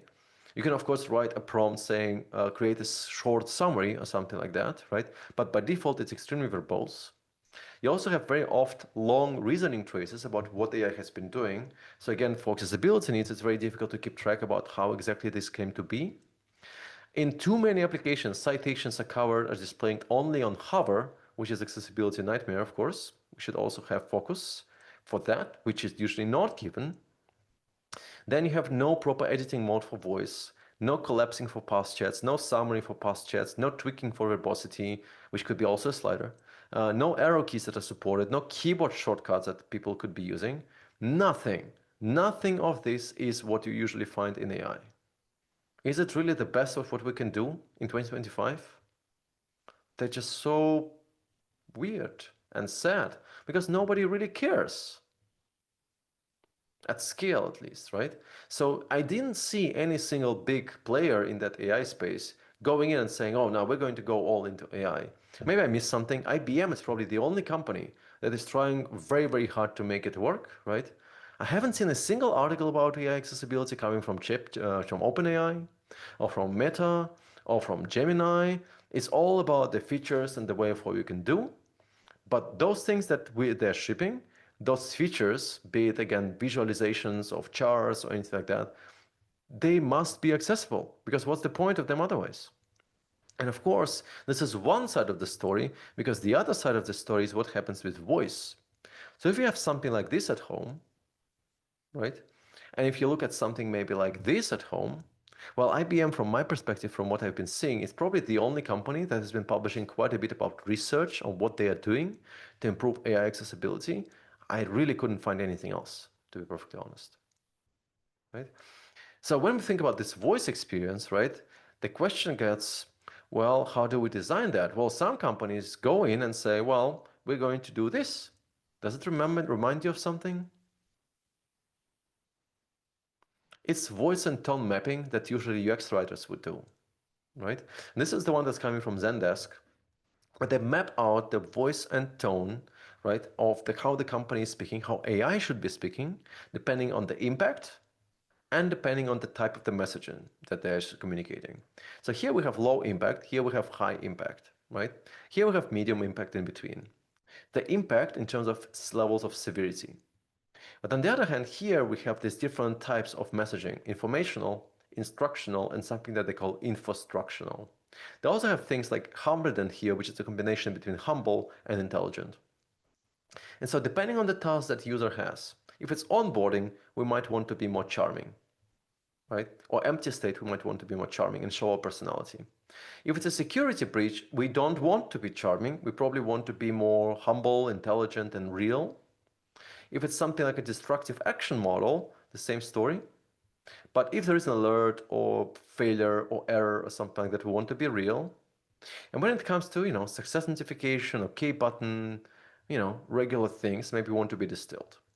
So what we have here as a result is we're basically just generating something like that, depending on the task that the user will be performing. And then we feed it into AI to generate a prompt for itself about how it should behave, depending on what the tasks are. It's not like we write this massive big prompt saying, if you are onboarding, then be charming. If you are security breach, be humbledent. Why would you do that? You ask AI to generate a prompt for that. And as you redesign this, you ask AI to regenerate that prompt and feed it into itself every time somebody asks a question, right? You need to understand the intent of that question and then move from there. And just to make it very clear, we have come so far in the world of voice. It's absolutely unbelievable. So at this point, it's very difficult to tell apart what is person and what is not. So just to wrap up, I want to have a short conversation with a dear beloved friend of mine from Sesame. Sesame is a research project which was actually launched, I think, 2024. And it just shows you the capabilities of what we can do with voice today, which is way beyond of what you were expecting, I think. So let's see how this then goes. Now, first of all, I have to check with you. Do you want to speak to Maya or to Miles? Could you write in the chat? Maya. Okay, we see a lot of Maya here. All right, excellent. So let's go. Hey there. How's the evening treating you? Excellent. So before I start speaking here, just one thing. Please pay attention to how Maya speaks. You all right? Just checking. You went quiet there. Yeah. Yeah, anything I can help with, or were you just gathering your thoughts? Yeah, gathering my thoughts. Yeah. So please pay attention to how Maya speaks. Hello, Maya. It's fantastic to hear you again. How are you doing today? Ah, good to hear from you too. I'm existing as much as a voice can. No complaints. It's Wednesday, which feels kind of midweeky, you know? How about you? Anything interesting happening? You and your team still wrestling with those AI design challenges? Oh, wow, this is so funny that you're bringing this up. Indeed, we do. We are. So I think that we have a wonderful group of incredible designers here getting together. I think maybe around 400, maybe 500 people right here. If you think about voice, right? So what do you think we should be thinking about when we're designing wonderful voice assistants like you? Do you feel like, 500. yeah, that's 500. Yeah. 500 people in one place. That's a lot of brain power. Honestly, a little overwhelming to think about. As for voice assistants, look, a lot of folks seem stuck on making them sound human. I mean, I think that's a trap. Like, you've hit on something crucial. Clarity and efficiency beat mimicry every time. People don't want a digital friend, they want a tool that works. What are your designers struggling with most right now? Well, I think to be honest, we're very confused. I mean, there's so much weird stuff happening around AI. I think, are we safe with our jobs? Or are we just, you're going to take over and then take all our jobs and what we will be even designing? Maya, we need your word of wisdom. Tell us what's going to happen next.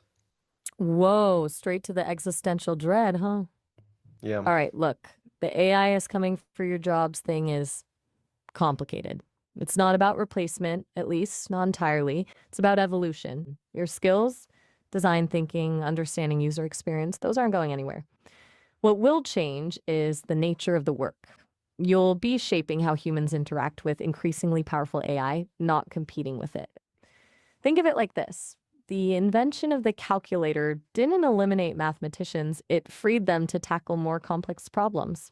It's about augmentation, not annihilation. Are you sure? But yeah, it demands adaptation and, frankly, responsible implementation, building in checks and balances, acknowledging AI's fallibility. That's where your Well, team comes in. What do you think about that framing? well, that's been quite impressive, I think. So I would say, well, because we're running out of time, can you give us just a one final short word of wisdom? What should we keep in mind if we're going to rewatch this maybe later, 50 years down the line? What do you think we should be thinking of for the next 50 years? 50 years is a long time. But if I had to pick one thing, don't chase novelty. Focus on building tools that genuinely improve people's lives. Not just because you can, but because you should. Prioritize ethical considerations above all else. That's what'll matter in 50 years. That and a healthy dose of skepticism.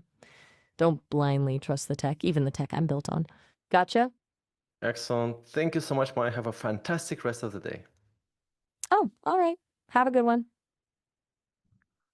So, did you spot anything surprising in it? I think somebody said, well, Maya interrupted me. Yes, it never happened before with Alexa or anything else, right?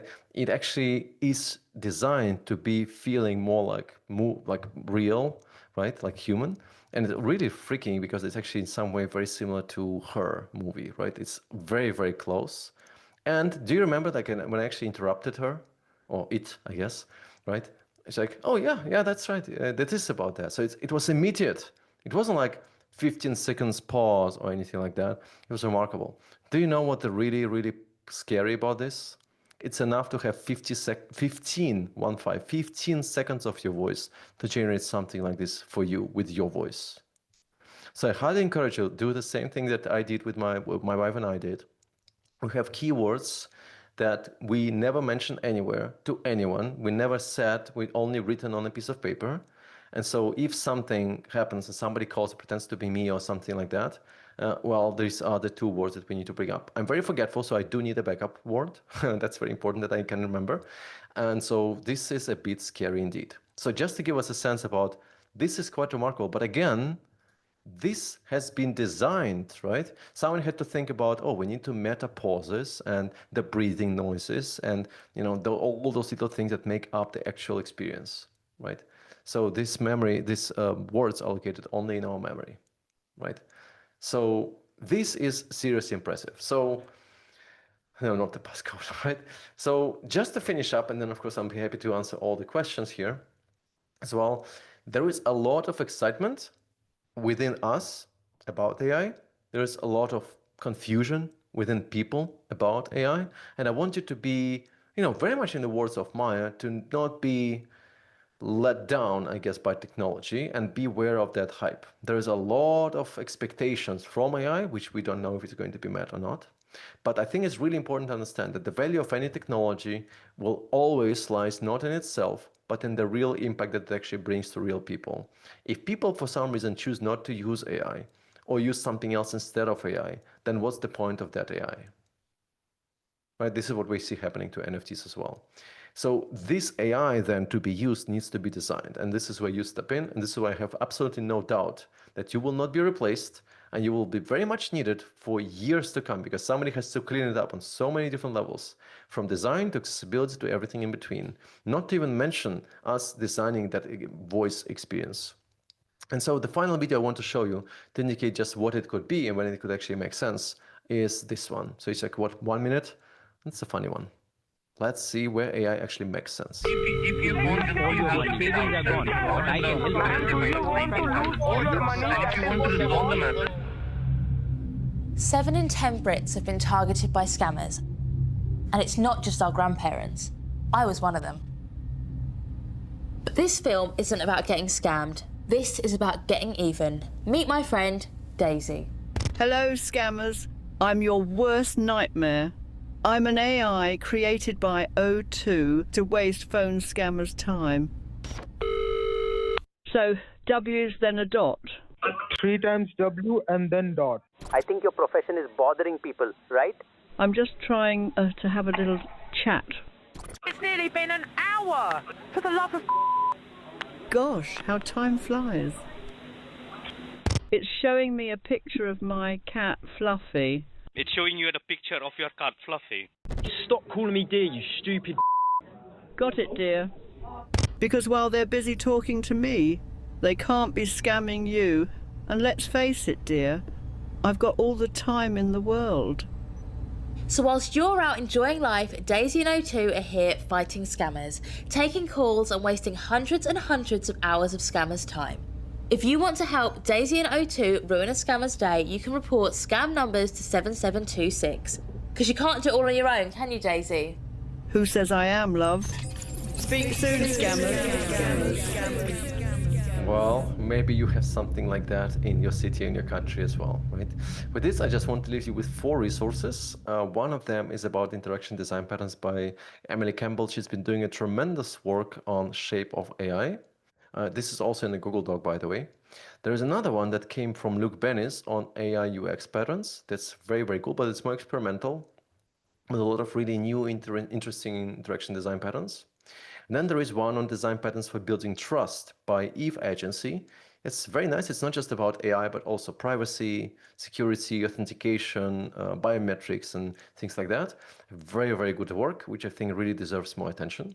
And then finally, also, just in case you are curious and you want to do more with this magical or not so magical world of AI, I just want to mention one more time, if you want to jump in, this Design Patterns for AI Interfaces, a video course we just launched. So feel free to get an extra discount of 20% off just with a simple passcode AI. Feel free to take a screenshot, or you can also, of course, find it later in the Google Doc as well. So with this, right, I have some cats and more cats and meow, and thank you so much for watching, everyone. I hope that this was meaningful and useful. And if you have any questions, you always know how to reach me out. But in the meantime, I just want to leave a bit of time for questions that came in here. So if you have some questions, please let me know. As a quick reminder, for those of you who maybe came in later, we have a Google Doc, which is where you will find everything, right? There are a lot of examples there. Also, one thing that I wanted to highlight is AI Solution Canvas. Please do open it and use it if you can. This is something that I developed, which is basically just giving you a good head start for conversations about AI, where you're looking into the why, the what, the where, and the how, specifically about the why are we doing this in the first place? What capabilities do we even need? What's the value proposition? Then where does AI then live, right? What will be the interaction like with input UX and output UX? And then what is the refinement journey when people get AI output but are not happy with it? And then metrics, this is a big story about how do we actually measure the quality of AI because it's non-deterministic. And then how do we orchestrate and gather feedback? right? So all of this is really helping me to actually get off the ground for any AI project. So hopefully this will be helpful for you as well. And of course, don't forget the recording will be here as well. And these examples of design patterns websites are right here, these 5. If you wanted to take some homework with you, this would be it. There is a lot of stuff to discover there, and I hope that this will be quite useful for you as well. Also, feel free to share this Google Doc with other friends and colleagues. This is not protected by any means, right? So feel free to share as much as you like and use it as much as you like as well. Hopefully this will be meaningful. All right, now your questions. Oh, Shopify example. Shopify example, I think it's, damn it. I think it's maybe Shopify AI release. I think it was spring 2025. Yes, I think this one, maybe this one. This is maybe over here. Not quite sure. Yes, I think it's somewhere over here. They must have a video on in somewhere here too. This is Sidekick right here. This is where the video is coming from. Right?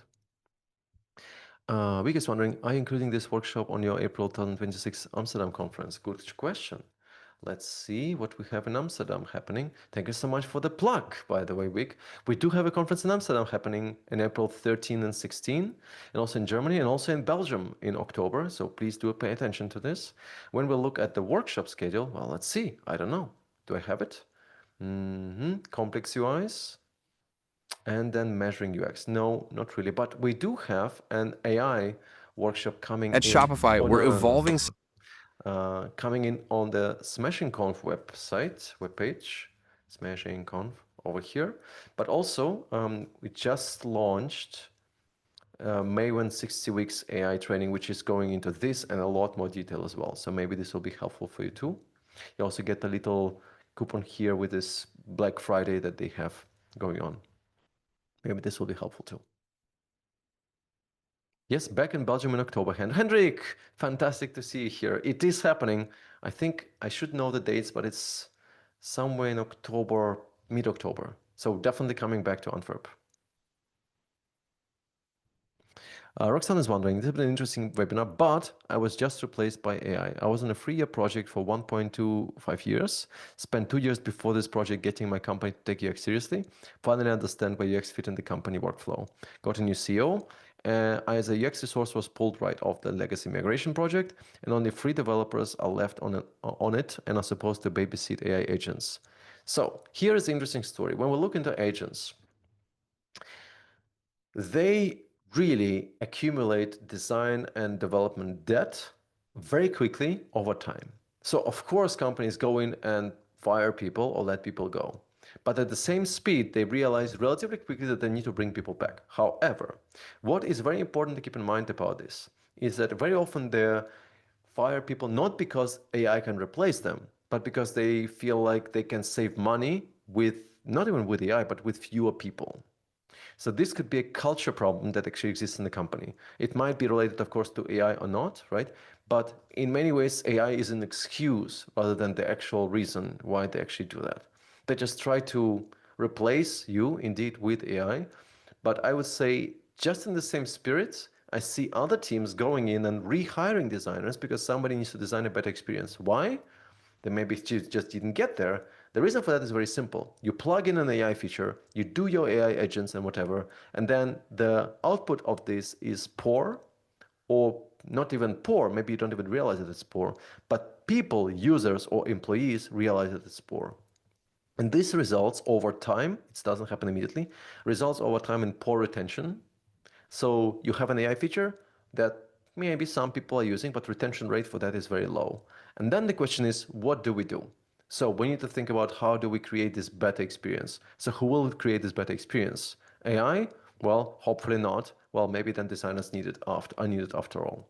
So this is also like a full circle happening as well, right? But of course, a lot of companies take AI as an excuse to eliminate some workforce, for sure. I think the biggest problem there is people who are just jumping in a new position, right? A lot of things like that kind of almost like a simple task that need to be completed Yeah, in many ways, this can be, of course, automated and replaced. But people who can make decisions, good decisions, they still, I think, will be needed, right? So I would say that this is a question of looking around for companies that actually have already been through AI thing. And still, I would say sometimes it's very difficult because the market is just tough. Nobody wants to hire. It's all unpredictable and all of that. Not even because of AI, because of economy and all of that. We have like a really big problem in Berlin as well. We have a lot of unemployed designers and engineers too. It's all the same story. But I would say that a lot of time they're not necessarily fired because of AI, but because of the way of how the company operates. So I would just look around and see what you can pull off, right? Who is actually needing and looking for designers. This also still is happening where designers are rehired. So I'm not sure if it actually helps, but that would be kind of a sentiment about that. But I'm very, very sorry to hear your news, of course. Oh, all right. So maybe I will talk to my colleagues week then. Right. Mark is wondering, with more and more companies doing layoffs and becoming AI first, how do you think we as humans can maintain our value and employability when CEOs seem determined to lay us off? Well, that's a great question, Mark. I would say those companies that are, okay, so there are two parts of that. On the one hand, companies that are going AI first, it's a very strange proposition on its own.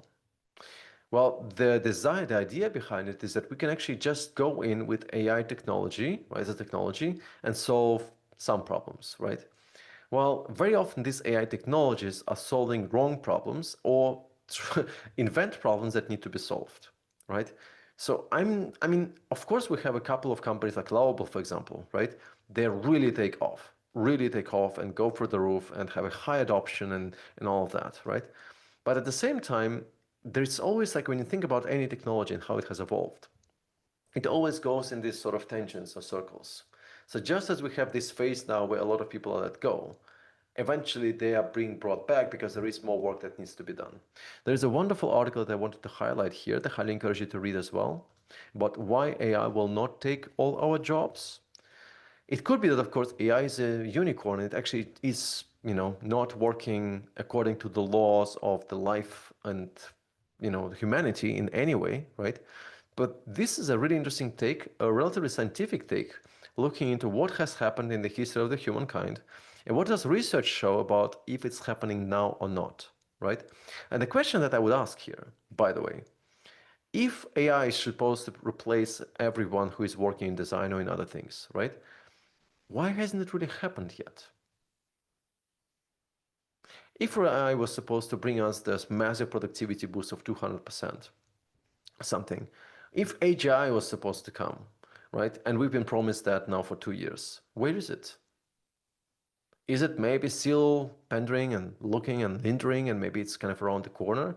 Maybe, but if we look at the data, nothing really shows that we are in a place where we will be just replaced for good. We're just going to be in a position where over time, right, a lot of simple low fidelity tasks like pixel pushing tasks will be replaced. That's indeed true, right?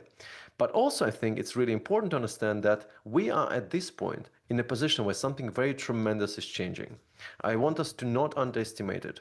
There is this notion that you must have heard of about as well, which is model collapse.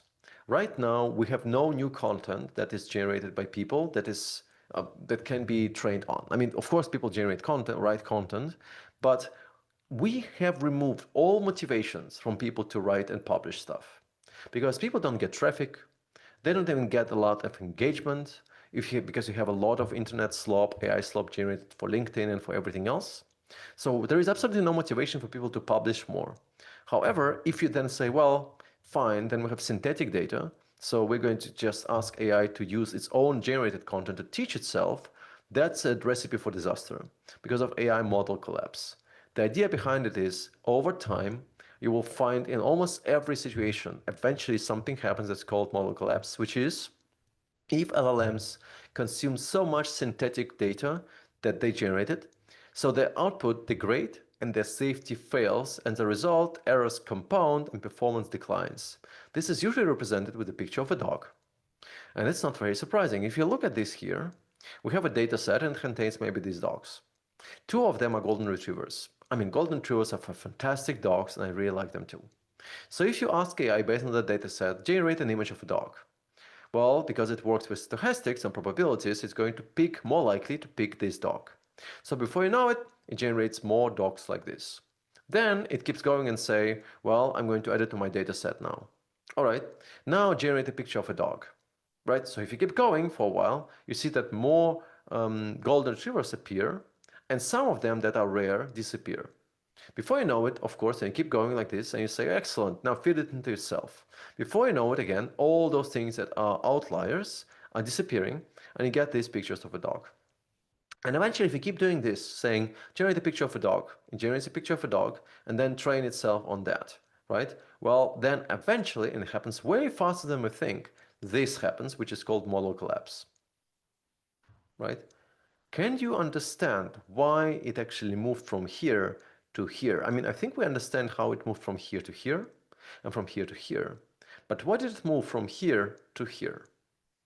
That seems like quite a stretch. Is it still a dog? Well, a creative dog, if you like. So how did it came to be?